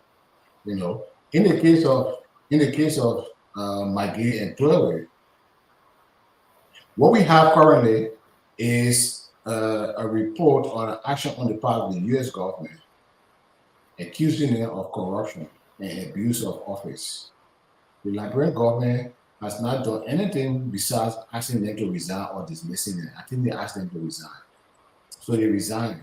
So the Liberian government has not done anything. I think the government announced that they were conducting an investigation on it. What is the result of that investigation? Has the investigation produced any findings? Are they going to be charged? If not, what is the result of the investigation? Now, so to prevent them from taking their seat, you got to have some charges against them. They are being investigated. They are being convicted of a crime. So I don't think it's possible in terms of the law right now that they're being elected by the people and you prevent it, except they clearly violated some Senate rules, and they're going to the Senate. But what can happen is that they can be investigated, and if the investigation proves that they are culpable, they can be charged with a crime and prosecuted. Anywhere they say they can be prosecuted. Once they are prosecuted successfully, successful prosecution is either a guilty verdict or a non-guilty verdict. If a guilty verdict is achieved, then that will form the basis for the removal from the Senate. That will form the basis because the Senate rule says that any citizen who's convicted of a crime, can be removed from the Senate. We had the same experience with Milton Teji. We successfully prosecuted Milton Teji while he was sitting as senator. We prosecuted him for economic crimes against Sano County. Milton Teji was going to use the sentiment in Sano County to actually avoid the trial. So we actually asked for a change of venue and brought the trial to Riverside. That's the nearest county. So in Riverside, Mr. Teji was prosecuted successfully, and the court actually gave him 6 months to pay back minimum $50,000. If he had not done that, he was going to go to jail. But he was convicted. Major Taylor Curran is a convicted criminal. So he was convicted. So what we did, we informed the Senate, about what has happened in the verdict. Yeah, had a court order attached to the communication to the Senate. They received it, happened, and they promised that they were going to act. But the Senate got cold feet in removing Major Taylor, so they never acted. And that is something that will make public. And Liberian did not pressure the Senate to do that. But Major Taylor should have been kicked out of the Senate even before losing this election, because he was convicted. And that, I think, should be the trend for Nigeria and global, because this government or the other government, less government, may not readily have the charges against them, because the government has to conduct its own investigation. You can't use the issue of the U.S. sanction against them just to just to stop them from taking the seats. The government has to institute an investigation. If there are credible evidence that they did that, you charge them and prosecute them in court. Once they are prosecuted, you can remove them from the Senate. So we have a question related to that. I mean, you can see the full individuals on the screen. You have Nema County Senator Prince Johnson, who was also sanctioned by the U.S. government under the same Global Magnitsky Act, just as Miguel Tuawe and Cephas. Senator Prince Johnson.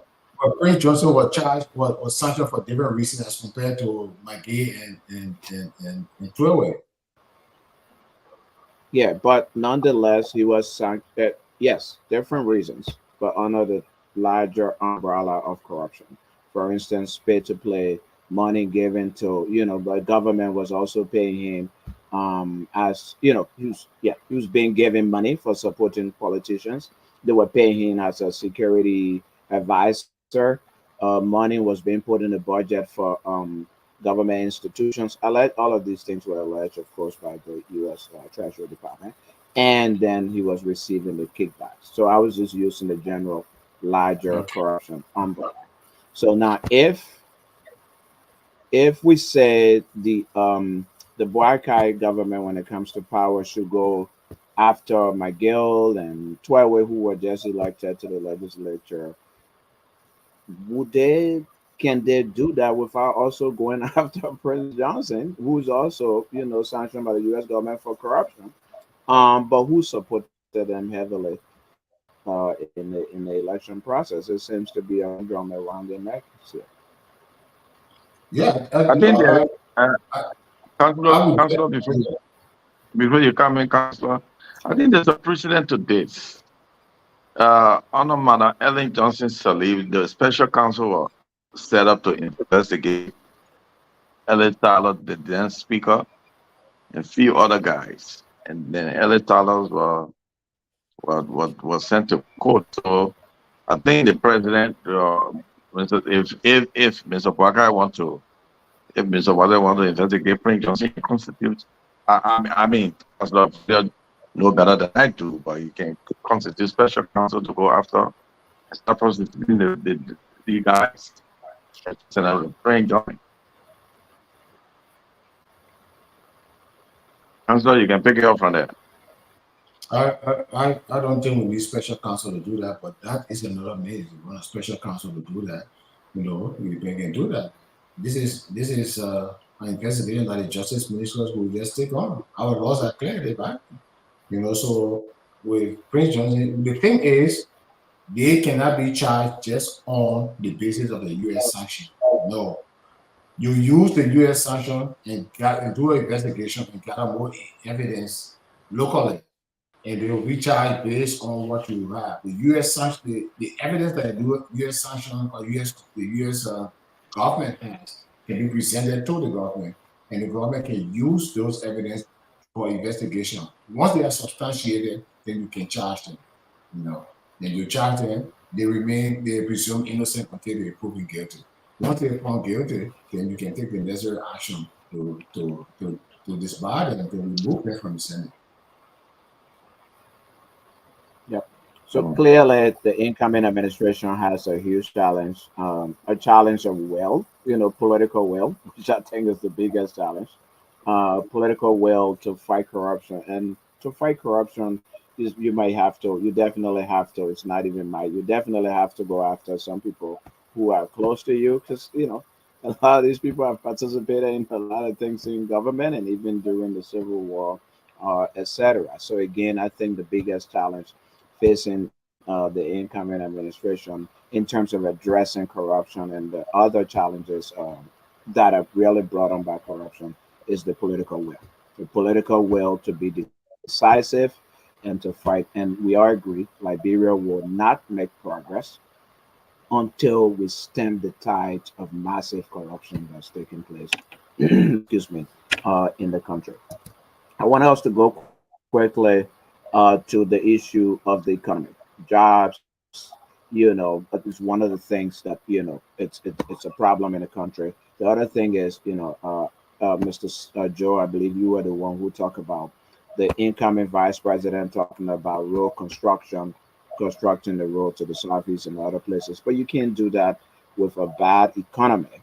So, you also have to attract investment, increase your revenue generation base, etc. So I want us to go back, talk a little bit about the economy before we close, because I'm thinking, I mean, we can go over 4:30, but I was thinking we close at 4:30, which puts us at the 2 hour mark. But yeah, so the economy and what needs to be done to revive the economy to be able to meet the expectations of the Liberian people for quality education, safe drinking water, healthcare, rehabilitating and existing infrastructure, and building new ones. That is a significant challenge. I'll go quickly to a research that I did. Says that 50.9% of Liberia's population lives below the national poverty line. Liberia's own poverty line. More than 50% of Liberians live above it. 71.8% of poverty rate is among rural dwellers, and 31.5% is among urban dwellers. But internationally, Liberia is ranked 175 out of 189 countries on the UNDP Human Development Index. And of course, on the international level, in terms of living standard, which measures extreme poverty, um, more than 44% of Liberians live below the extreme poverty, international extreme poverty line, which is basically living at or below $1.90 per day.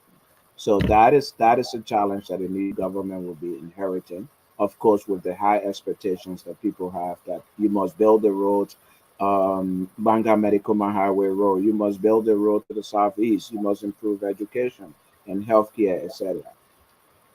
This is a huge challenge. How can they accomplish this, or will they be able to accomplish it within a certain time, or because if they don't, they might lose the support of the people.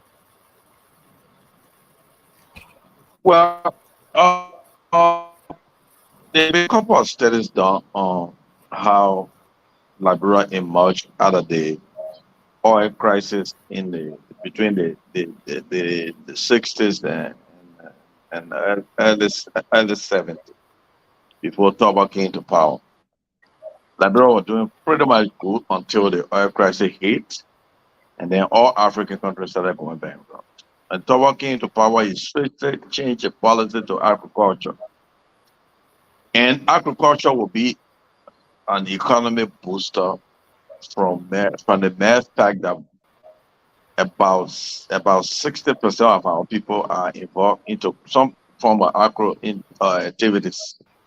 So you want to adopt part of Toba policy, which Joe Bagai work with very well. He understands very well that how LPMC came to play, and coffee and coffee were grown everywhere in Liberia in the 70s and early 80s. LPMC trucks were going to villages and collecting cocoa. LPMC became a bigger market for the local people. So Liberia started transitioning from from from low income to economy to by 1973-74 were middle income. So if we can, even if it means that government take loan to subsidize agro industry in Liberia, recapitalize and reinvest into agriculture bank, improve farm to market roads, and they start buying local produce from the farmers. They figure that you get referred to, the poverty figure referred to will drop in my own view, and things will begin to improve before they can invest into heavy capital market. But now they need to start looking at the agro industry seriously and quickly to be able. There are a lot of produce, there are a lot of local produce that are not being purchased. People banana and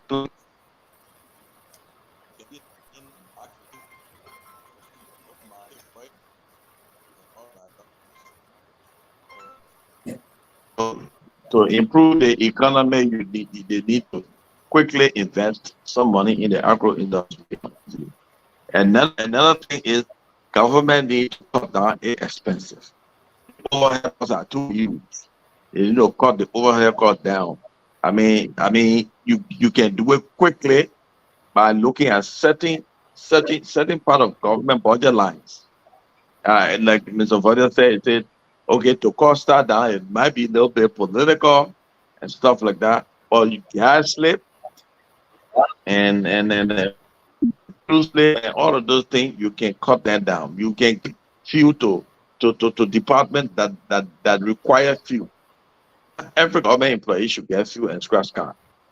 So to to improve the economy, you gotta reduce the expenses and find way to increase your revenue. To me, that's how I see.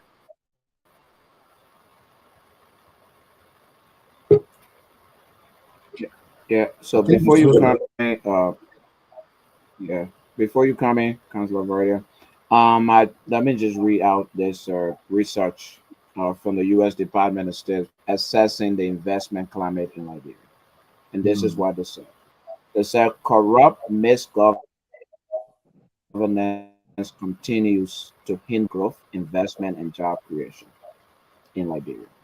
Liberia offers opportunities for investment, especially in natural resources such as mining, agriculture, which Mr. George just mentioned, fishing, and forestry, but also in more specialized sectors such as energy, telecommunications, agribusiness, tourism, and financial services. But corrupt misgovernance continues to hinder growth, investment, and job creation. And then they go on to say Liberia is rich in natural resources, you have blah, blah, blah. But negotiating these agreements with the government often proves to be lengthy, politicized, and Byzantine struggle for those companies who do not want to pay bribes. And this is an assessment by the U.S. Department of State on the business climate in Liberia, basically why people are not investing in those sectors in Liberia. And then finally, it said the government does much to discourage investors and investment in Liberia. Some business leaders report, so some American business leaders reported to them that it's difficult to even meet with government representatives to discuss new investment or policies damaging the business climate unless bribes are paid. That's where we are. Yeah, I just wanted to give that background to the listening yeah, part, making sure you all know, but take it also up from there. those are not new, those are not new information. I mean, that has been an impression that all Yeah, of our struggles, yeah, the difficulties, our poverty, our impoverished nation, our lack of development have all been centered around the issue of misgovernance, corruption being the most important. And this, unfortunately, is not something that is only the present with the current Weah administration or the early administration, or the Soya administration. It goes back. We can trace it as far back as 1869, 1871. Right. But it has become more brazen over the years and over the decades. You know, so it's a serious problem. Corruption has been the major thing that our lack of development has hinged on, because our resources are just being diverted. How do we improve agriculture?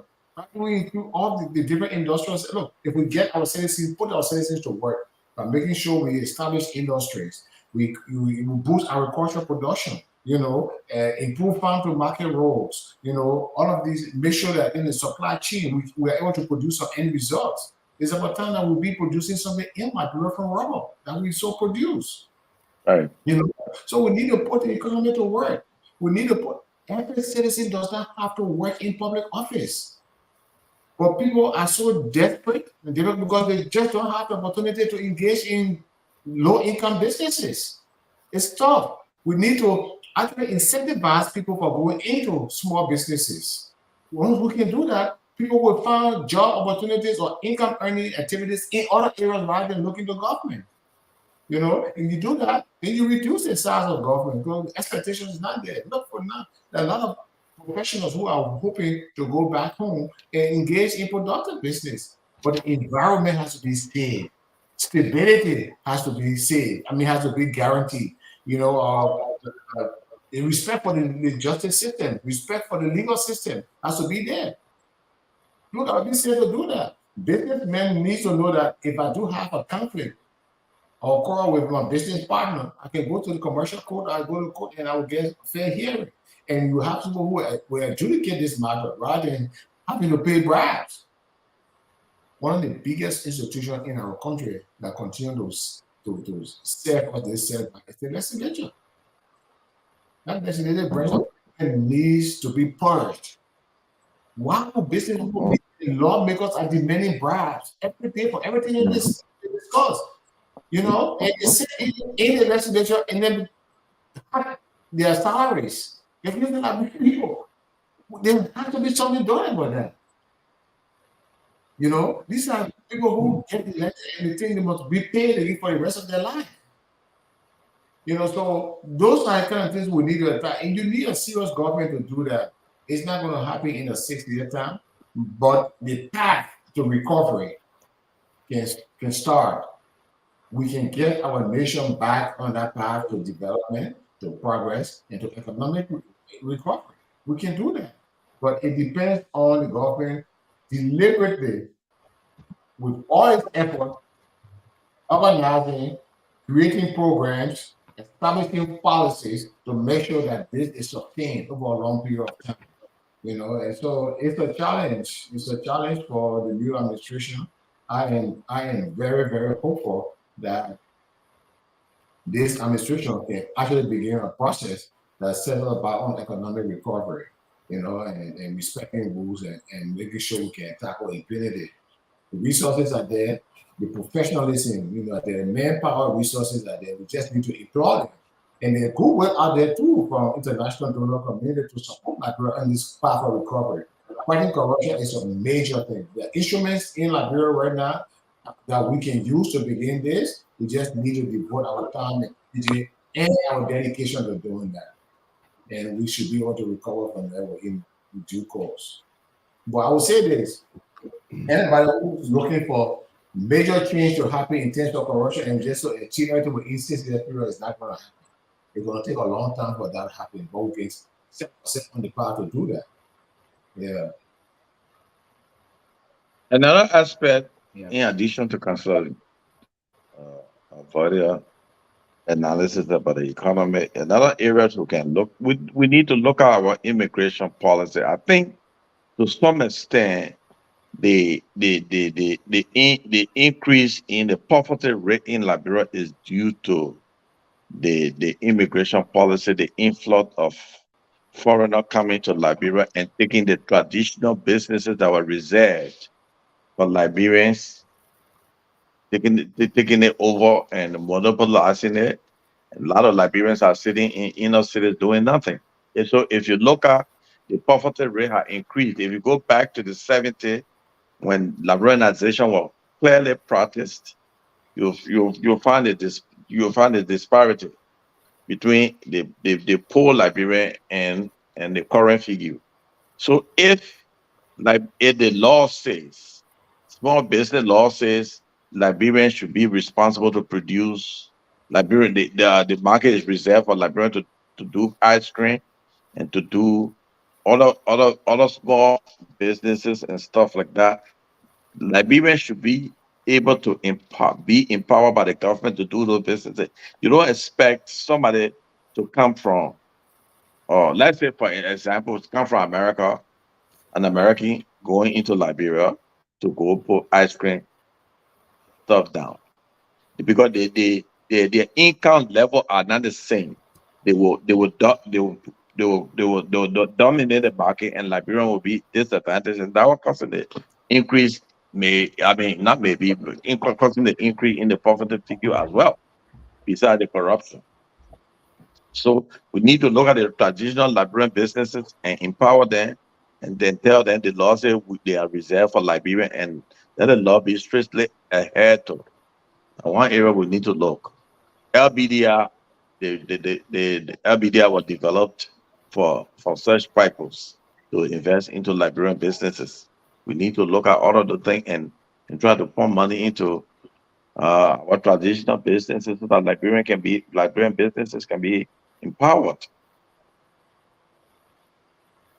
If for Yeah, example, if you look at the thank you. lemonade stores, if we look at the lemonade stores now, they bring down to cashier from abroad. If they can't find among the Lebanese themselves a cashier, they will bring Indian men to sit down behind the store. There are a lot of Liberians who go to the University of Liberia, Cardinal University College, and other colleges who have done bookkeeping and accounting. They But can be used. That's only Liberian government. There are laws on the book against those kind of things. We need to be able to implement those kind of things. You know, saying like, Exactly. yeah, that's Exactly. yeah. But we have a late come on here. You know, Mr. O'Brien Lima, Alfonso. We are about concluding. I guess I'm not making excuses for him, but I believe he was hindered from coming on, you know, in a timely manner. So I'll just let Alfonso welcome me, you know, and then maybe chat him, you know, what he's supposed to do, what is expected, because we're about running up, isn't it? Thank you very Yeah, much. yeah, no, no, no, definitely. Yeah,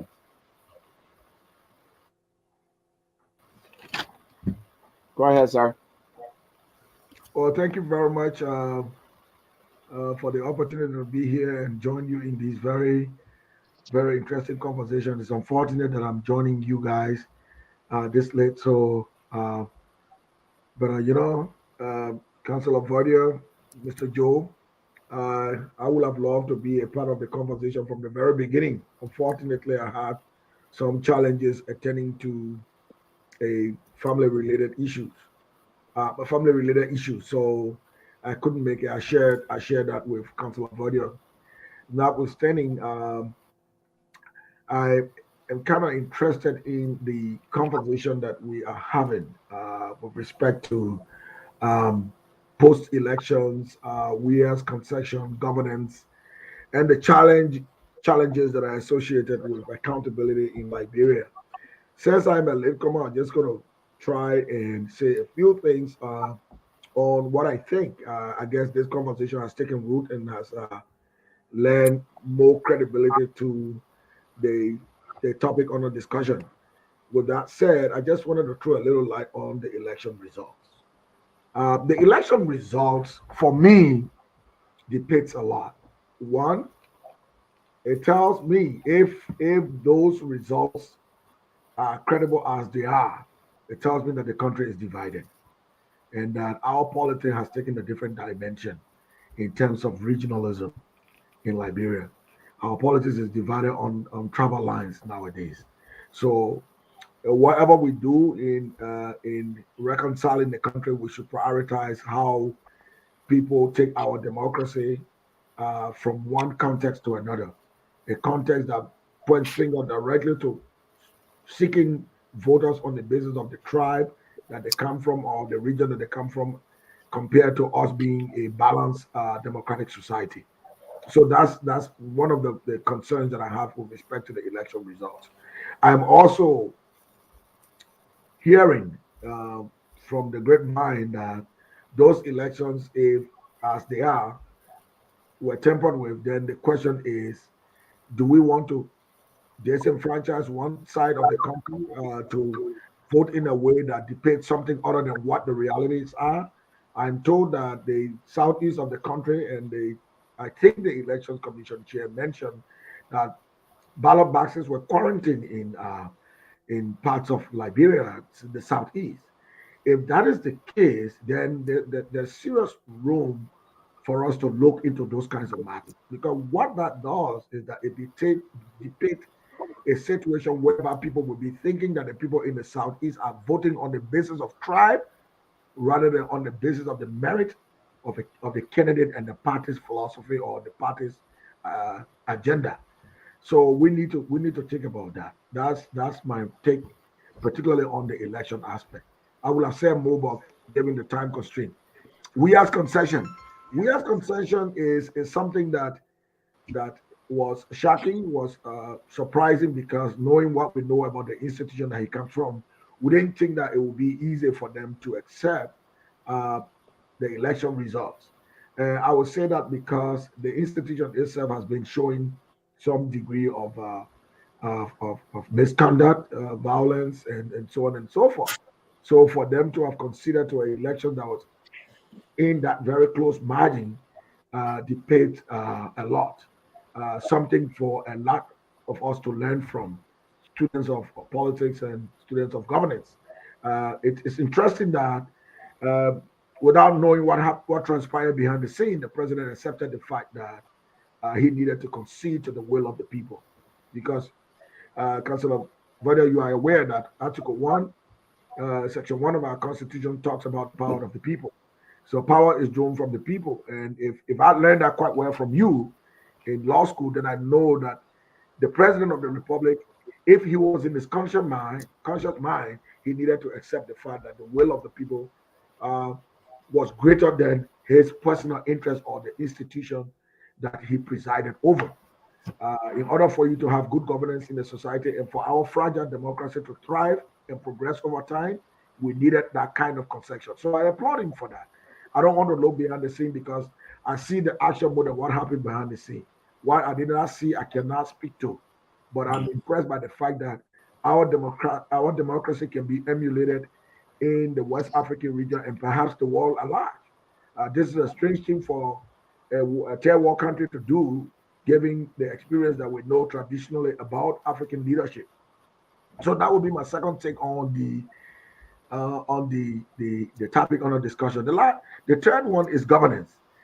We know that you can name a laundry list of things that were done in the past regime that are negative. So hopefully by the time we are able to exhaust this topic over time, we will have a sober reflection of some of the things that happened. What will be my expectation? I think there were bad governance in the last 6 years.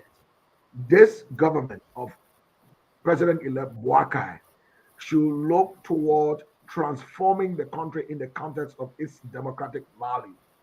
The democratic values are power were drawn from the people, and therefore power must be given back to the people in terms of its execution.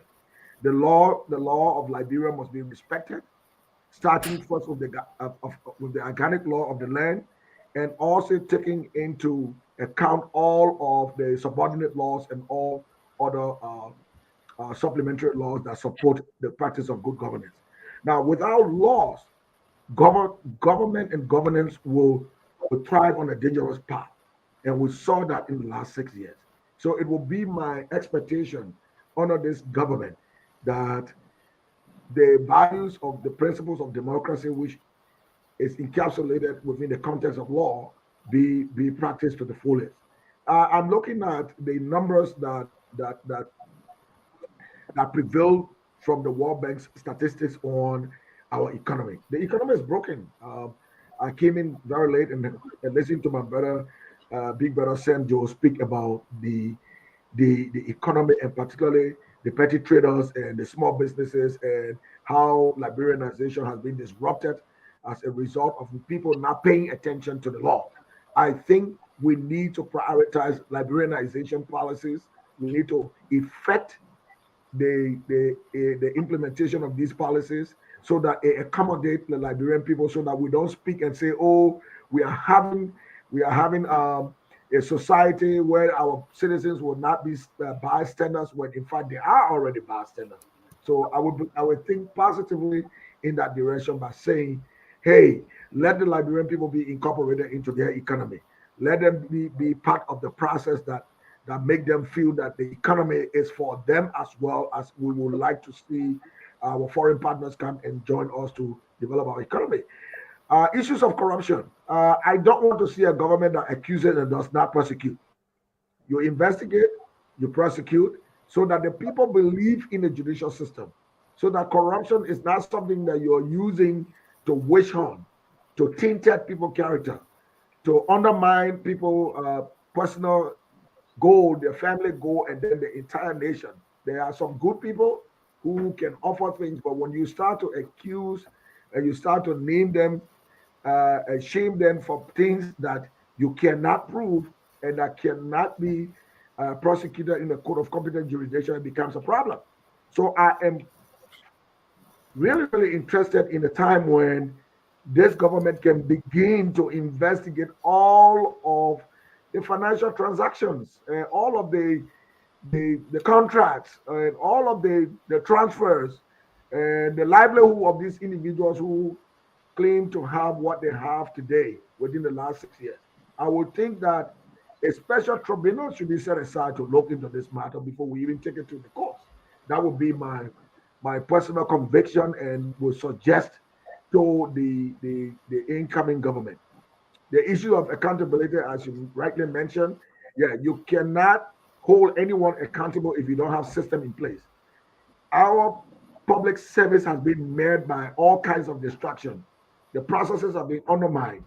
You go to the business registrar, it's corrupt to the point where to register a business, you have to do something other than the required.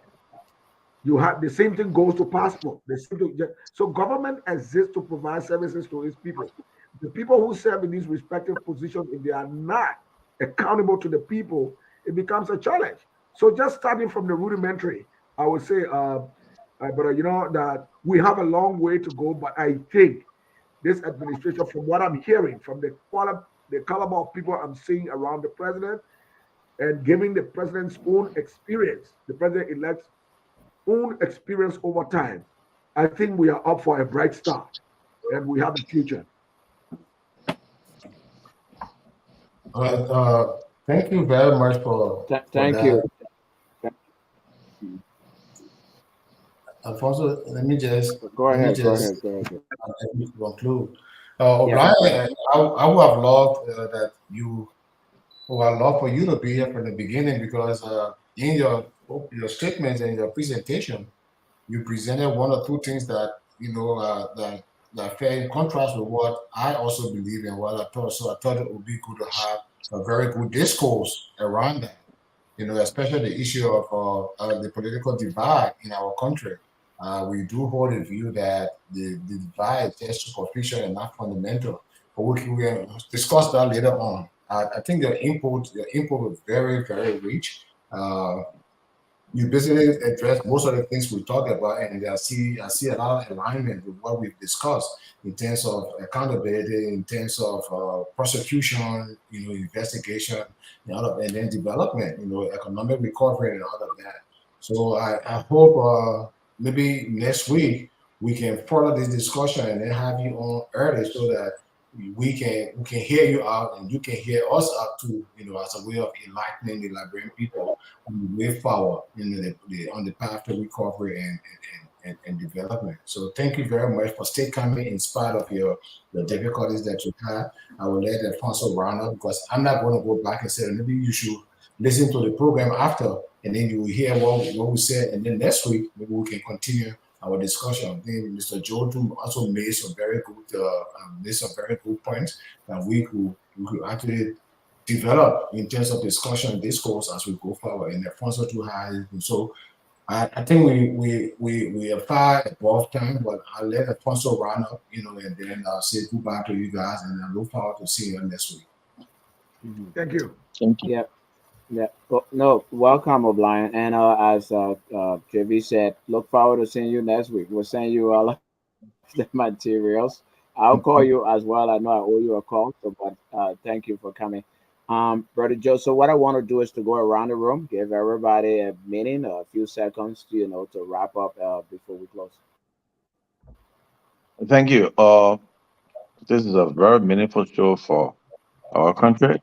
I mean, there are a lot of competent, qualified Liberians around the globe that could participate on the platform and give a meaningful contribution to Liberia. Uh, I'm available anytime to participate. I like the forum. I like the guests. I like the participants. The only thing I would like to get in advance is the topics that are developed so that we can do proper research and have an informed positions on them. Other than that, thank you very much. Thank Thank you. you, Thank you. uh, Um, but for the opportunity to be here. I am elated to be a part of this very wealthy discourse, all geared toward speaking on relevant issues in our country. Um, I surmise that going forward, we will have the opportunity to chit chat prior to coming here, like you correctly mentioned that you'll give me a call. I would like for us to brainstorm so that we have the opportunity to research some of the things that we think we can bring to bear in the conversation. So thank you for the opportunity. I look at the poverty data that you presented. I think it is drawn from the World Bank report. I also wanted to see something relative to the infant, I mean, the mortality and fertility rate, which is cardinal to us discussing the poverty variables. So subsequently, I think we should look at that. Thank you so much. Yeah. Yes, we So will. And what I'll try to do, I, okay, sorry. No, I was going to say what I would try to do is I will keep much of this information for next week so that we can, because it still is relevant. I'll add some, but I'll keep much of it for next week so that we can, so I will share with everybody if you don't already have it, Mr. Joe, and then so we can do some research and come with more information for next week. Okay. Yeah. Yeah.